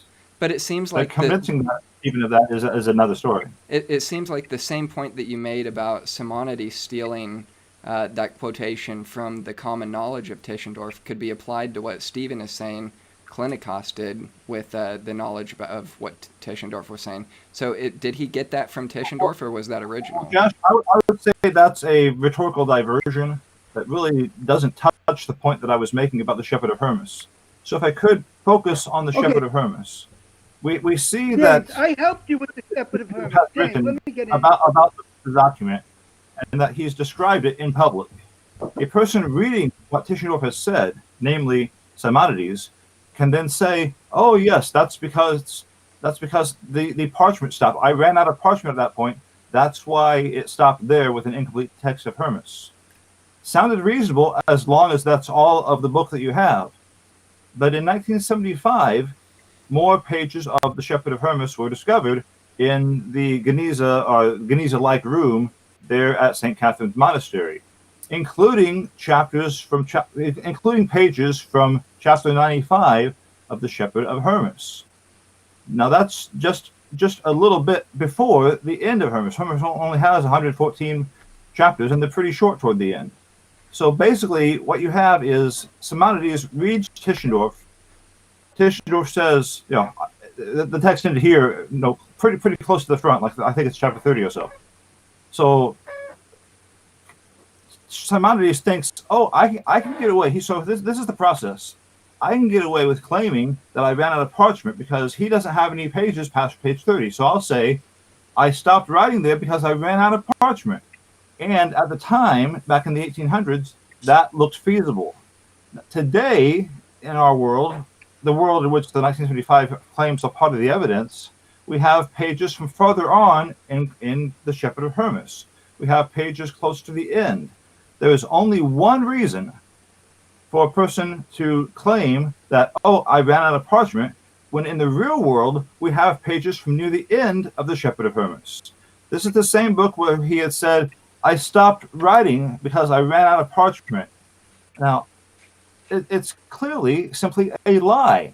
He was simply lying when he said, I stopped writing there because I ran out of parchment. Clearly, the real person who wrote the codex did not stop writing there because we have those pages. Yeah, that's not some small point. That's devastating proof that Simonides was lying through his teeth. Well, I think Stephen already said that it seemed like that could be something that he would lie about. One, because he didn't write the Shepherd of Hermas; he claimed to have written Barnabas. But two, but two. Wait, no, I object. Back up. Go ahead. What did you say? That he didn't claim to have written the Shepherd of Hermas, but he claimed to have written Barnabas. He said very plainly, I stopped writing there because I ran out of parchment. The parchment failed me. You can look it up his statement and read it. Yeah. It's a lie. Simonides was a liar. I'm sorry, but it's true. Okay, so let's let me get in here for a second. Yeah, go ahead, Stephen. It doesn't seem like James was listening earlier. I was very willing to grant the possibility, maybe even the likelihood, that Simonides said what was convenient at that moment, matching up with what was in the newspaper. Well, but no. That's not possible. That is not possible. Well, let him finish. Let him finish, James. Yeah, finish. But then I want to go back and challenge that point. Well, okay, go challenge it now. Why is it wrong for me to say that on that point, Simonides might have said what was convenient at that moment? Go ahead. Because why would a person say, after he had written the entire book of the Shepherd of Hermas, why would he say Tischendorf was wrong about that? There's actually more pages there that I made. If you look there at the convent of Mount Sinai, you will surely find more. I know because I wrote the whole book. That's what a person who wrote the whole book would actually say. That's where he would have an opportunity to prove his case. But actually, what we see him say is only those things that anybody could say from Tischendorf's description of them. And then I challenge you of where Tischendorf described the theft, the abstraction in 1844 that Simonides and Callinicos clearly said, nobody else said it, and it's now proven to be a historical fact. If you're going to claim that he was only taking from Tischendorf, you've got to deal with that. You've got to deal with the coloring. You've got to deal with his knowledge of Tischendorf's non-Greek, etc. But the one I want you to focus on is how did he know that the 1844 abstraction was a theft? Where did he get that information?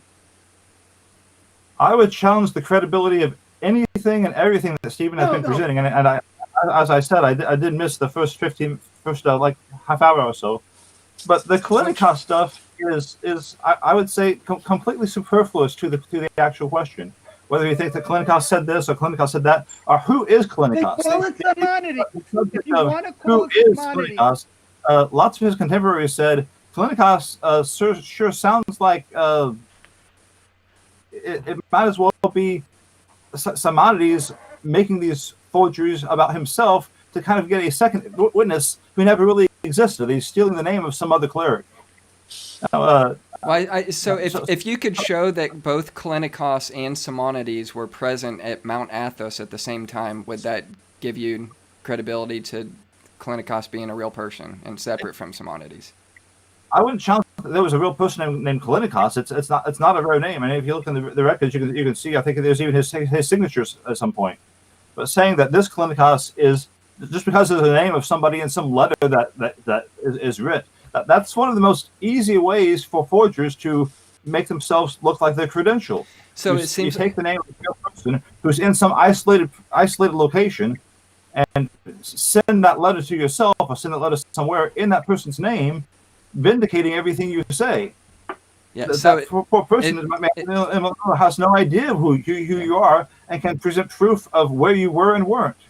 But again, we're talking about a very minor point. When you look at the textual evidence, the evidence from the Eusebian canons, the evidence of the particular Alexandrian readings, the readings that nobody with any awareness would just make up that we see in Siniaticus, the case simply falls to the ground.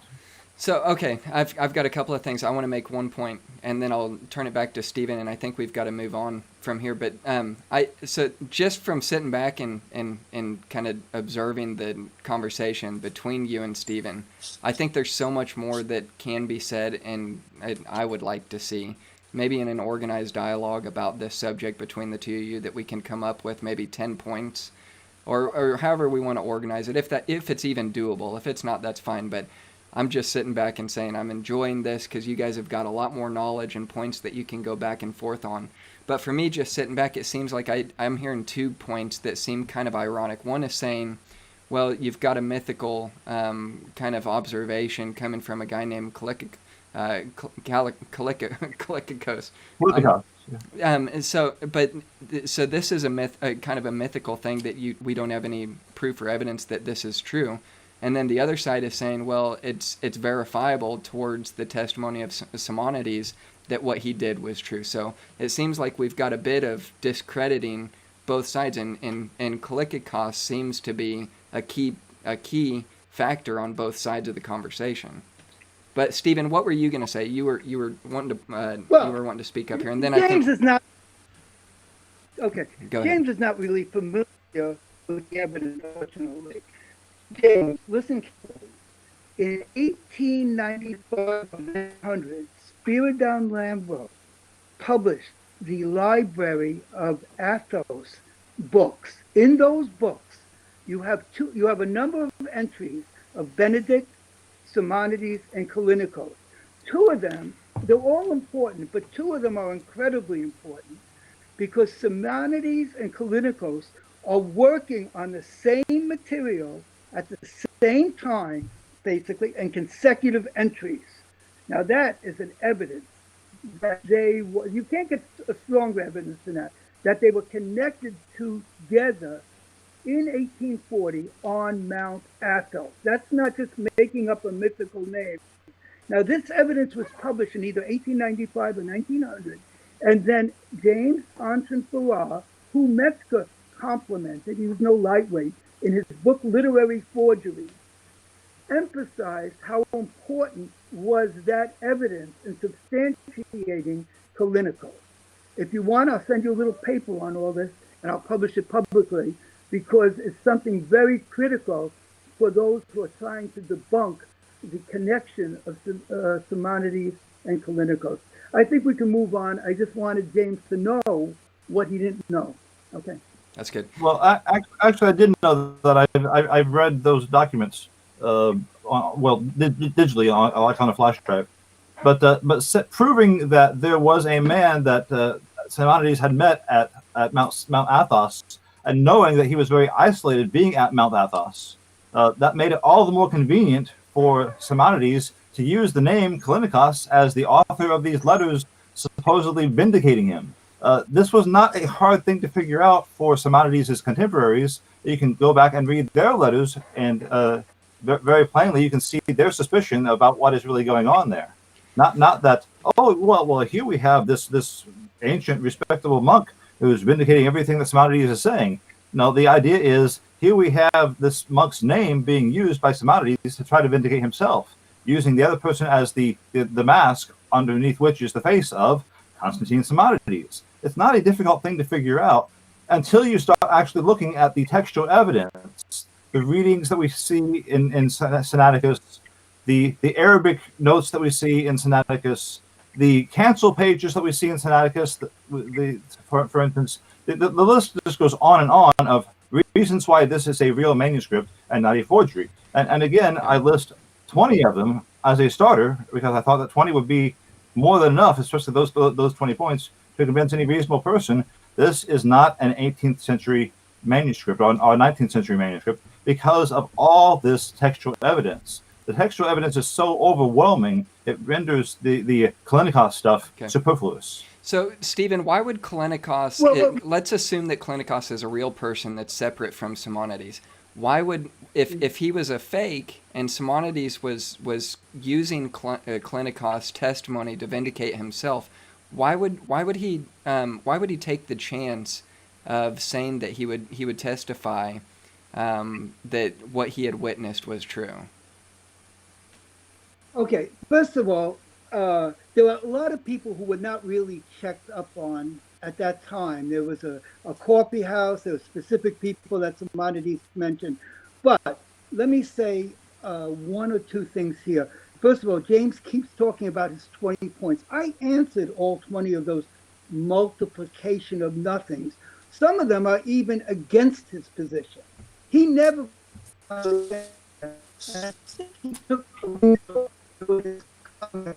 every single one of them has been answered.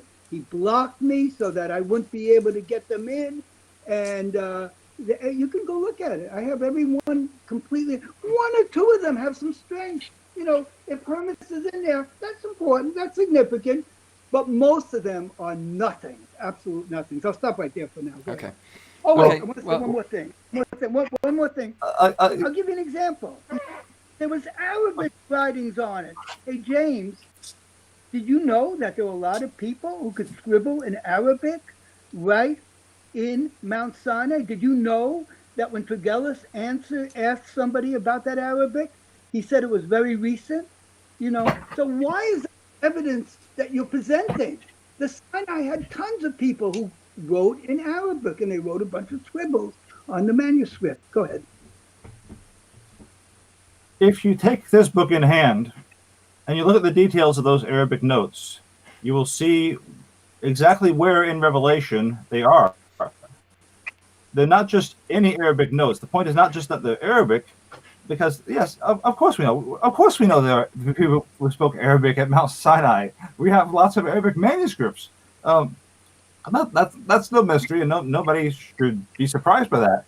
But then what the notes say is that the note in Arabic is very much pre the time of Tischendorf. Look in this book and look at the details of what those notes say, and you will see that the idea that first that it was just made in the 1800s is absurd. They're earlier than that. It's a note that was made to interpret part of the book of Revelation to respond to a situation that was being encountered there. Look in this book by D.C. Parker, and you'll see that the objection that Stephen is trying to make, this simply doesn't hold any water whatsoever. Okay. Okay. You have the whole section on that, including the Parker bit on the Arabic notes. You can look it up on the Pure Bible Forum. There's no definiteness that any of those notes were done before Tischendorf, just because they have a little arcane terminology of prophecy.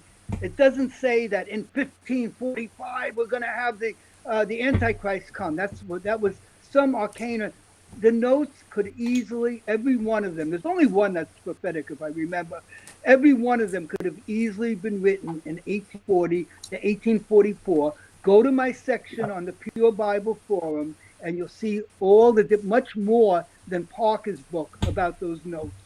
Go ahead. Okay, so I've got one last question, James. James, let me. In this book, you'll see those written by somebody who could actually read them and translate them. I don't think you'll get that from Stephen Avery. All right, what would your A response lot be? of have discussed this. All right, go ahead. Okay, so When he says, You can receive it. when Stephen says, "Oh, these notes just can't be from," or there's nothing about them that precludes them being from the 1800s. Yes, there is. Yes, there is. You can just deny something and call it a refutation, but it's not a refutation. It's just an argumentative claim that has no real basis for it. Well, saying that he's made answers to those 20 points and actually having substantial points are two different things. Okay, so let's talk about a vindication of the text from both angles. And I there's a lot more to be said on the subject. I didn't really intend for it to turn into a debate. I think you both have brought in really good points on both sides. But I do want to get Nick's take on this, then James, and then Stephen's take on answering this question. Why do you think that they will not do a chemical test on Codex Siniaticus or Vaticanus? Nick, will you go first, and then I'll go to James and Stephen last, and I think this will be a good place to wrap up our broadcast today. Yeah, well, I think when we look at archaic Mark, that was chemically tested and proven to be a forgery. So people have a lot of faith in manuscripts. People have a lot of faith in scholarship. I mean, you just look at the names of people who thought archaic Mark was genuine. You look at the Alans, you look at T.C. Skeet, you have Ernst Cadman Colwell. These guys said it was a brilliant manuscript, and it's a fake. And so I think everything should be chemically tested. We know there is pseudoscience in the world. You just have to look at evolution. You just have to look at all the claims about science in the climate world at the moment. And with climate change and things like that, there are pseudosciences out there. And I think we are not running from the science. We are running to the sciences and saying we want to get these things tested so that we can know for sure. And I think everyone would benefit from getting Siniaticus and Vaticanus and every biblical manuscript tested. Okay, that's good. Now, James Snap, why would you say that Codex Siniaticus and Vaticanus have not been chemically tested, and do you think they ever will? I would make a donation. If they're short on cash, I would donate $50 to the cause of having chemical tests done to date the materials of Codex Siniaticus, both the ink and the parchment itself. I have no objection to that. I think that perhaps one of the reasons why they're hesitant to do it is the cost, and also just the idea of losing some of the material. That's not really an objection anymore, because when the Garima Gospels were tested, they were just able to use rubbings, not really destroying any of the actual manuscript, but just take a special kind of eraser and clean it up a bit and test what you've cleaned, test the little bits that were cleaned up. That seems very possible. Now, it might be expensive, but I think they should. And we can see a 2427 as an example of what happens when you just prove the idea of testing a manuscript that you can test. It would save people a lot of trouble. Yeah. Okay, now what impact do you think it would make? Stephen, give me just a second. James, what impact do you think it would make if it was chemically tested and came back that it was late? If it came back and it was said it was late? Yes. I want to make sure I understand the question. Late as in 1800s? Well, Let's say even the 600s. Say it comes back 600 to 1800s, or say that it does come back 1800s. What impact would that have on the emphasis of Codex Siniaticus and Vaticanus being the two heavyweight manuscripts that we use for our translations today? If it came out with a date from the 1800s, that would prove the absurd theory that it is a forgery or that it is a replica. Okay. But I'm very confident, though, because of all the other textual evidence that we have, that it will not be proven to be a forgery. Rather, it will be vindicated as an ancient document made of ancient materials. The thing is, that won't make the conspiracy theory go away. All that would happen when the results come back and say, "Yep, looks like it was made in the mid 300s," just like the experts have said, just like not only Tischendorf but also Scrivener and everybody else that had actually handled and examined other manuscripts back then, and also later scholars like J. Rendell Harris, like Milne and Skeet, and so forth, and the guys working on the Codex Sinaiticus project. They uniformly affirm that it's a genuine manuscript. Also because of, for instance, the reference to Pamphilus that we have in a note that we see in the manuscript, and all kinds of other things that we could go into without having to worry about letters that appear to that seem to endorse Simonides. We have the manuscript of the blue by somebody trying to make a replica. Yeah. So the textual evidence, I think, is much stronger, and the claims that Stephen makes about it when he tries to engage the Greek doesn't really mean anything of the sort that he seems to think it does. It does not. It's an answer, but it's not a refutation. It just shows that somebody doesn't know what he's talking about when it comes to these readings and their implications for this manuscript. All right, James, I think that'd be a good place to wrap up this side of the conversation. Thanks for coming on. I think you and I are supposed to get together in a couple months or a month or so and have another text critical conversation. Thanks for coming on. I'm going to turn it over to Stephen here, and we'll be in touch and touch base soon. So thanks again. James. Hey, Stephen, I can't. I'm sorry, you were breaking up there. Can you start over? Yeah, James gave a big point that he thinks that the book of David Parker shows that the Arabic readings were before 1800.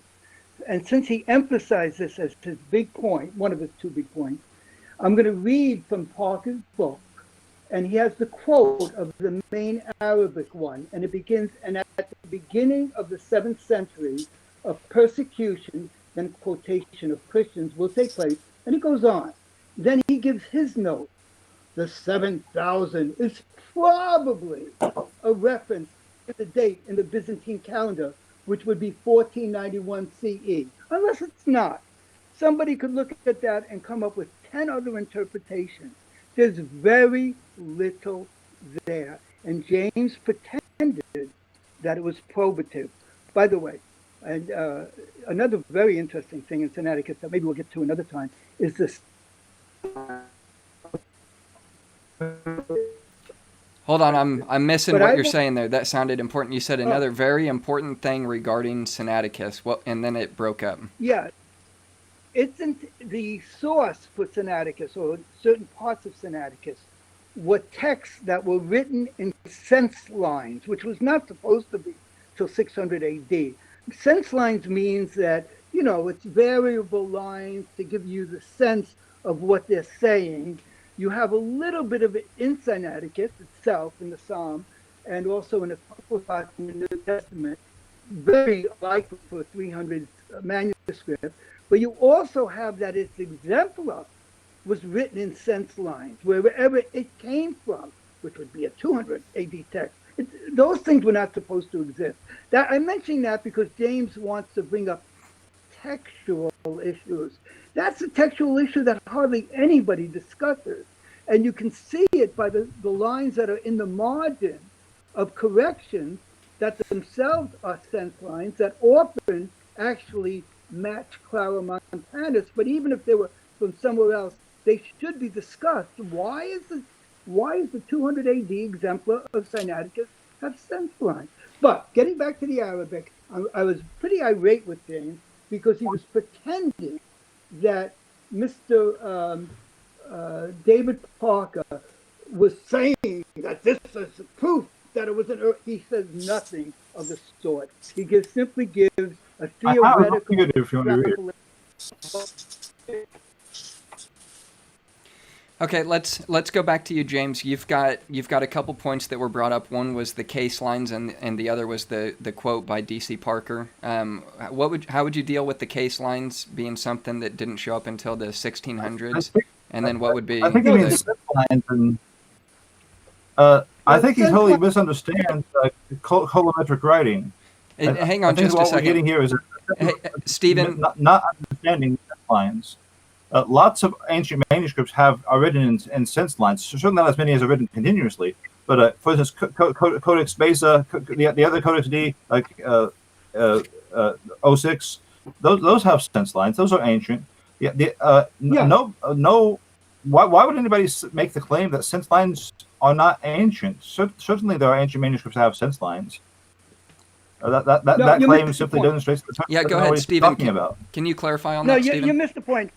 Because Joshua accidentally said the point is based on a false premise. I think that's was probably my fault. For a second. It's well known. I can show you how the textual writers say that the sense lines really came to be in Beza and Claromontanus around 500 or 600 AD. It doesn't make sense that they were in a 200 AD. I can show it to you in writing as you know, the type of modern theory of when they really began, which is agreeing with what you said, but it's a couple hundred years later than Siniaticus. From what book would you read? Would you make that claim from? Just give me the name of the author. It's one of the who is the author who claims that the ancient manuscripts did not have sense lines? Well, give him just a second, Stephen. If Stephen could just name the author of the book that he's relying on for his claim, which is false, the claim that ancient manuscripts did not have sense lines, did not have colorimetric writing. I didn't say no ancient manuscripts. I said that it would be extremely early for a manuscript before Siniaticus to have sense lines. Listen carefully to what I say. Don't change my words. Thank you. I'll find you the exactly what is the nature of the claim that he's making, that there are sense lines, but is he saying this is proof, or is he saying this is indication, or what author is he relying on for this claim? I'm saying it's an amazingly important textual feature that's missed by all the Siniaticus theories that hardly ever goes up in Skeet, Milner, Parker, or anybody else, and should be looked at very carefully. I'm not claiming it as proof. No. Go ahead. Okay, so I think that the point of clarification would be what exactly is the claim about the case lines? Because it seems like what you're saying is the earliest that we can see them would be the 5th or 6th century, which would still be 200 years after the claim of when Siniaticus originated. Yeah, and at least it should be a point. I'm not claiming this as a super evidence. There's a lot of other super evidences. But just an example of where the theorists have not even looked at the evidences. They didn't even look at the spots where the actual line fits exactly with what was left out of Siniaticus. Okay, well, we can move. Yeah. I'll try to find you the quote. Yeah, I think we can move on to some other things. Okay, and I think that's what James is looking for is who's making the claim there. Something to clarify that. Yeah, so, okay. Well, that'll work. James, and I think that you've got one last point. I'll give you one last point, and then I've really got to get to wrapping it up here. Okay, about the Arabic notes point. Here's what according to Parker, what it says. And at the beginning of the 7,000, by the 7,000, we're referring to a number of years. Much more than that had gone by the 1800s. So to say this is a person in the 1800s who had it then, making this note about at the beginning of the 7,000s, making a prediction about what's going to happen after 7,000 years, that's absurd. There would be no reason for a person, 7,500 years after the beginning of the world, by their reckoning, to make such a note. At 1,000, a persecution of Christians will take place. Interpretation. James, he only gives it as a possible. He does not give it as some sort of like, this is the meaning, because it's very obscure, very arcane, and I'm sure that Arabic scholars could probably come up with 5 other interpretations. So for you to use that as some sort of proof, when not even Parker claimed it as any sort of scholarship game, it's not good. A reasonable person would make. It'd be like me. It'd be like saying, when we come to a point 1,400 years after the coming of Christ, then some amazing thing will happen. There'll be persecution. Now, Okay. for a person in the He says 700 years, 400, and he doesn't say after Christ. You're making things up. You're making up what's not in the actual Arabic text. The Arabic text does not say 700 years after Christ. You're making up conjectures that have been given as possible interpretations, and you're pretending that that's what is the text. This is bad scholarship, James. You ought to just step back and let that one go. A persecution of Christians will take place. James. They say that the other martyrs martyred on the Messiah's land. Of Christians is in quote. Of Christians is in quotation. It's in a block. It's not in the text. That was added by good old Parker. Okay. So you can't. You have to go by the. All right, we've got to be able to have some order. I think we're trying to talk over each other too much. I think here's what I think. Well, I was just continuing my statement. Okay, let's do this. Let's see if we can work it out. I don't know if it's possible to. I think that would be a conversation that needs to happen. Is the in-depth conversation that has structured talking points on a conversation regarding Siniaticus, a forgery, all of these points that you're bringing up with D.C. Parker, and the case lines.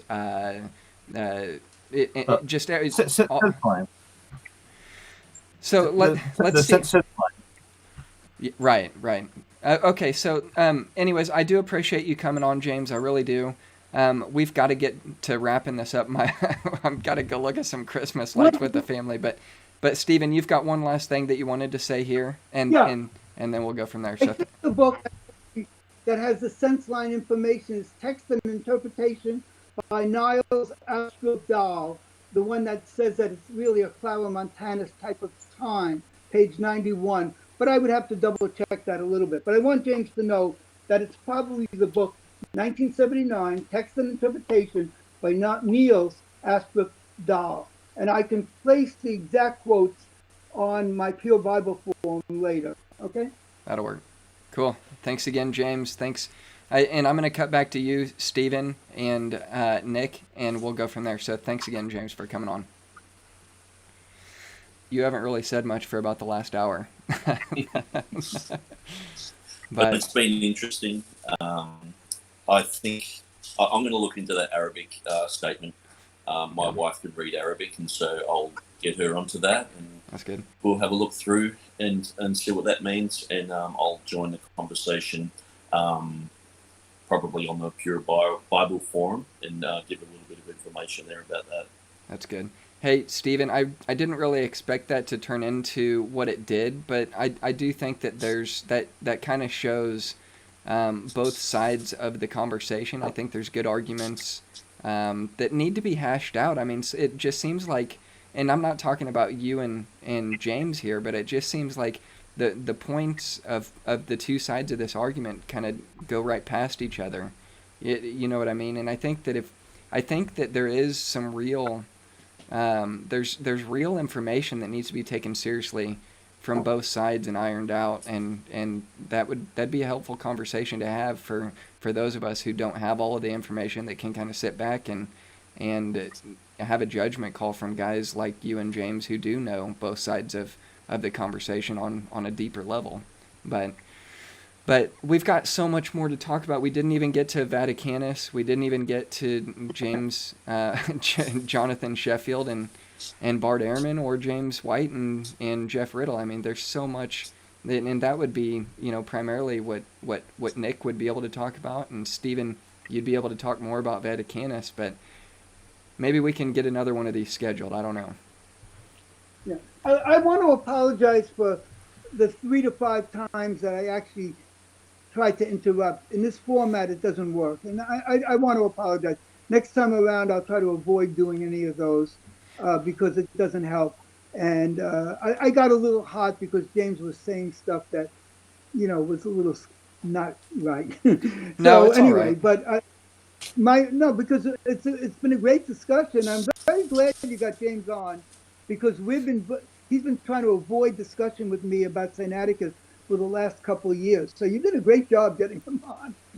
So Yeah. I appreciate it a lot. But I do apologize for any interruptions because in this format, you should be the moderator. You should control it. And I didn't. A few times I should have held back. Okay, Well, thanks. and I could have done a better job moderating too, but the other side of it is there is a bit of a lag.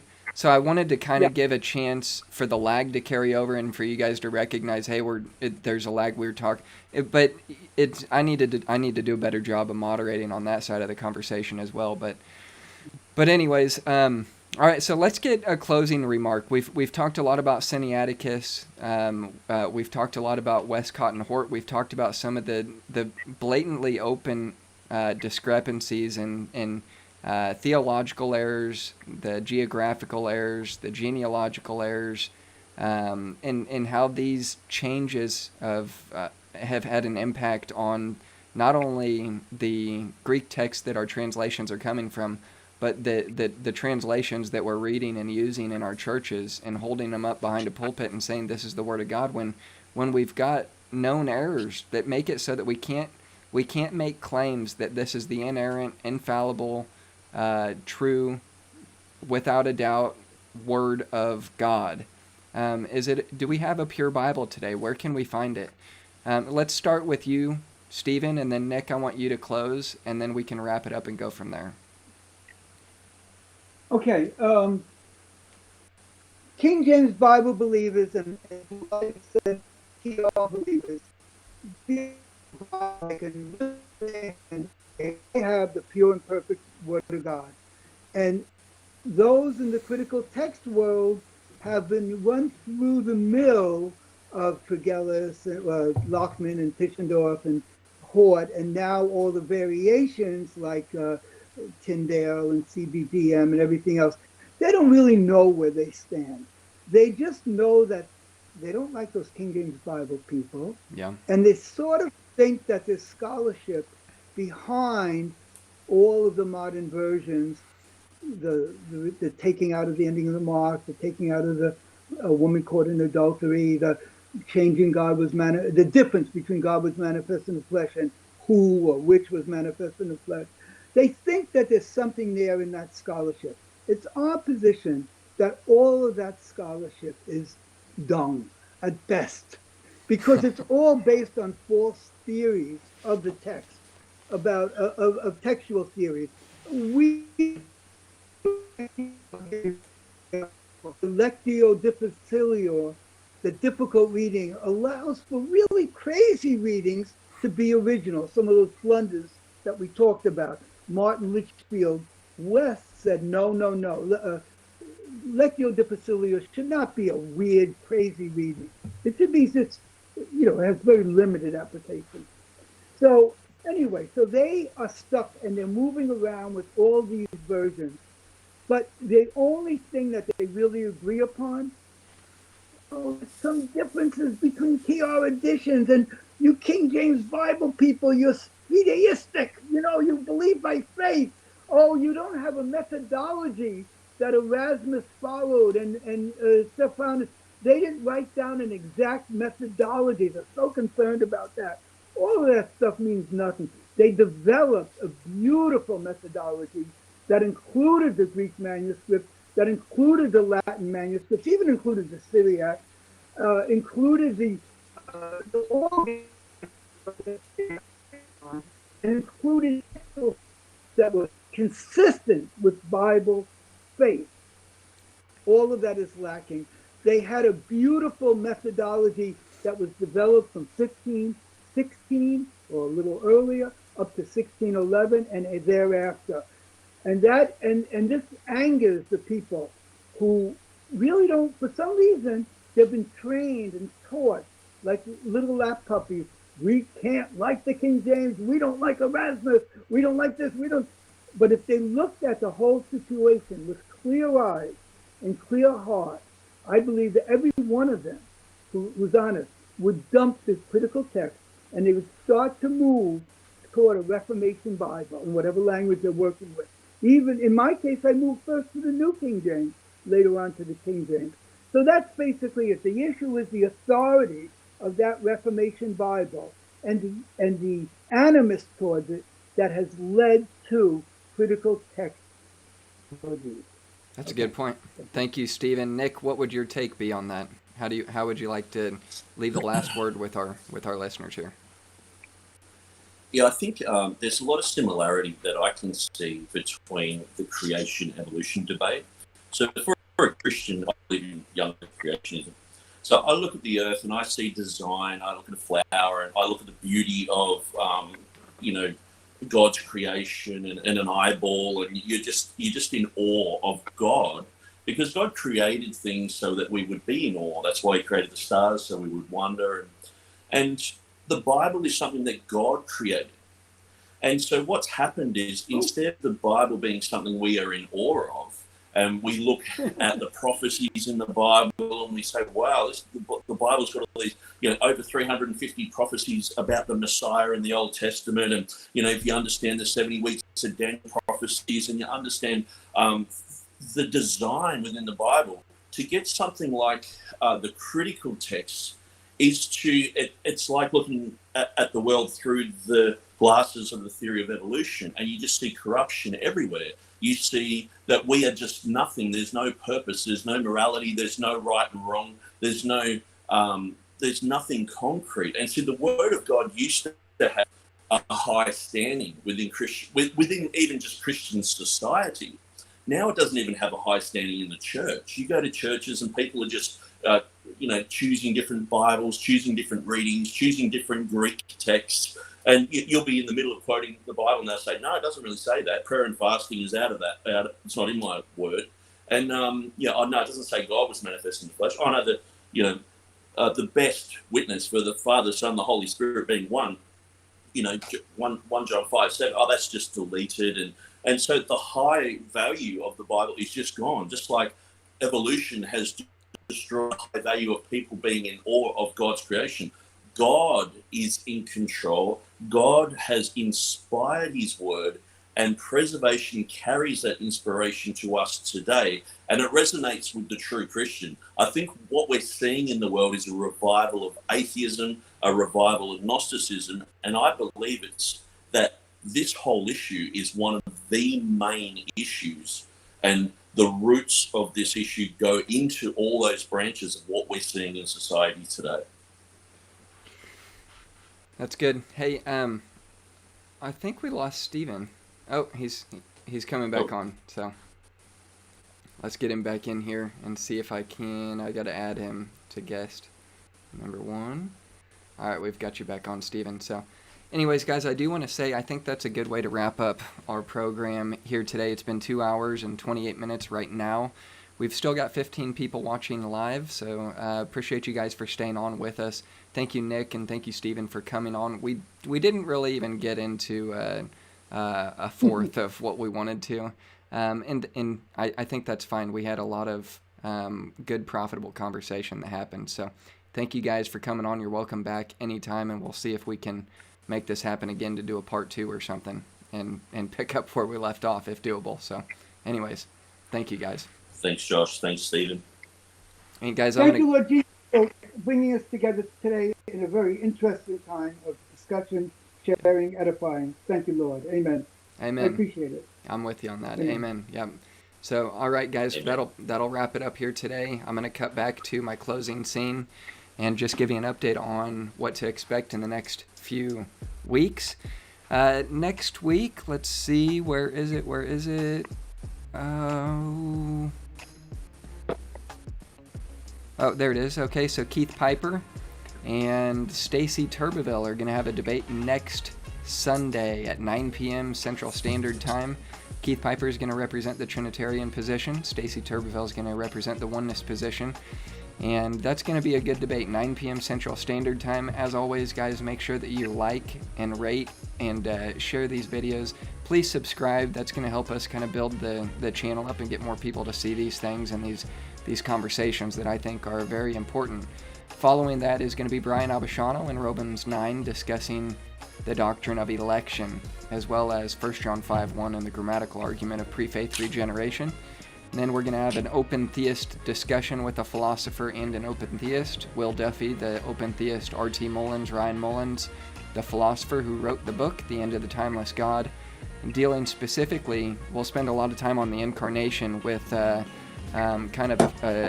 dealing with the hypostatic union,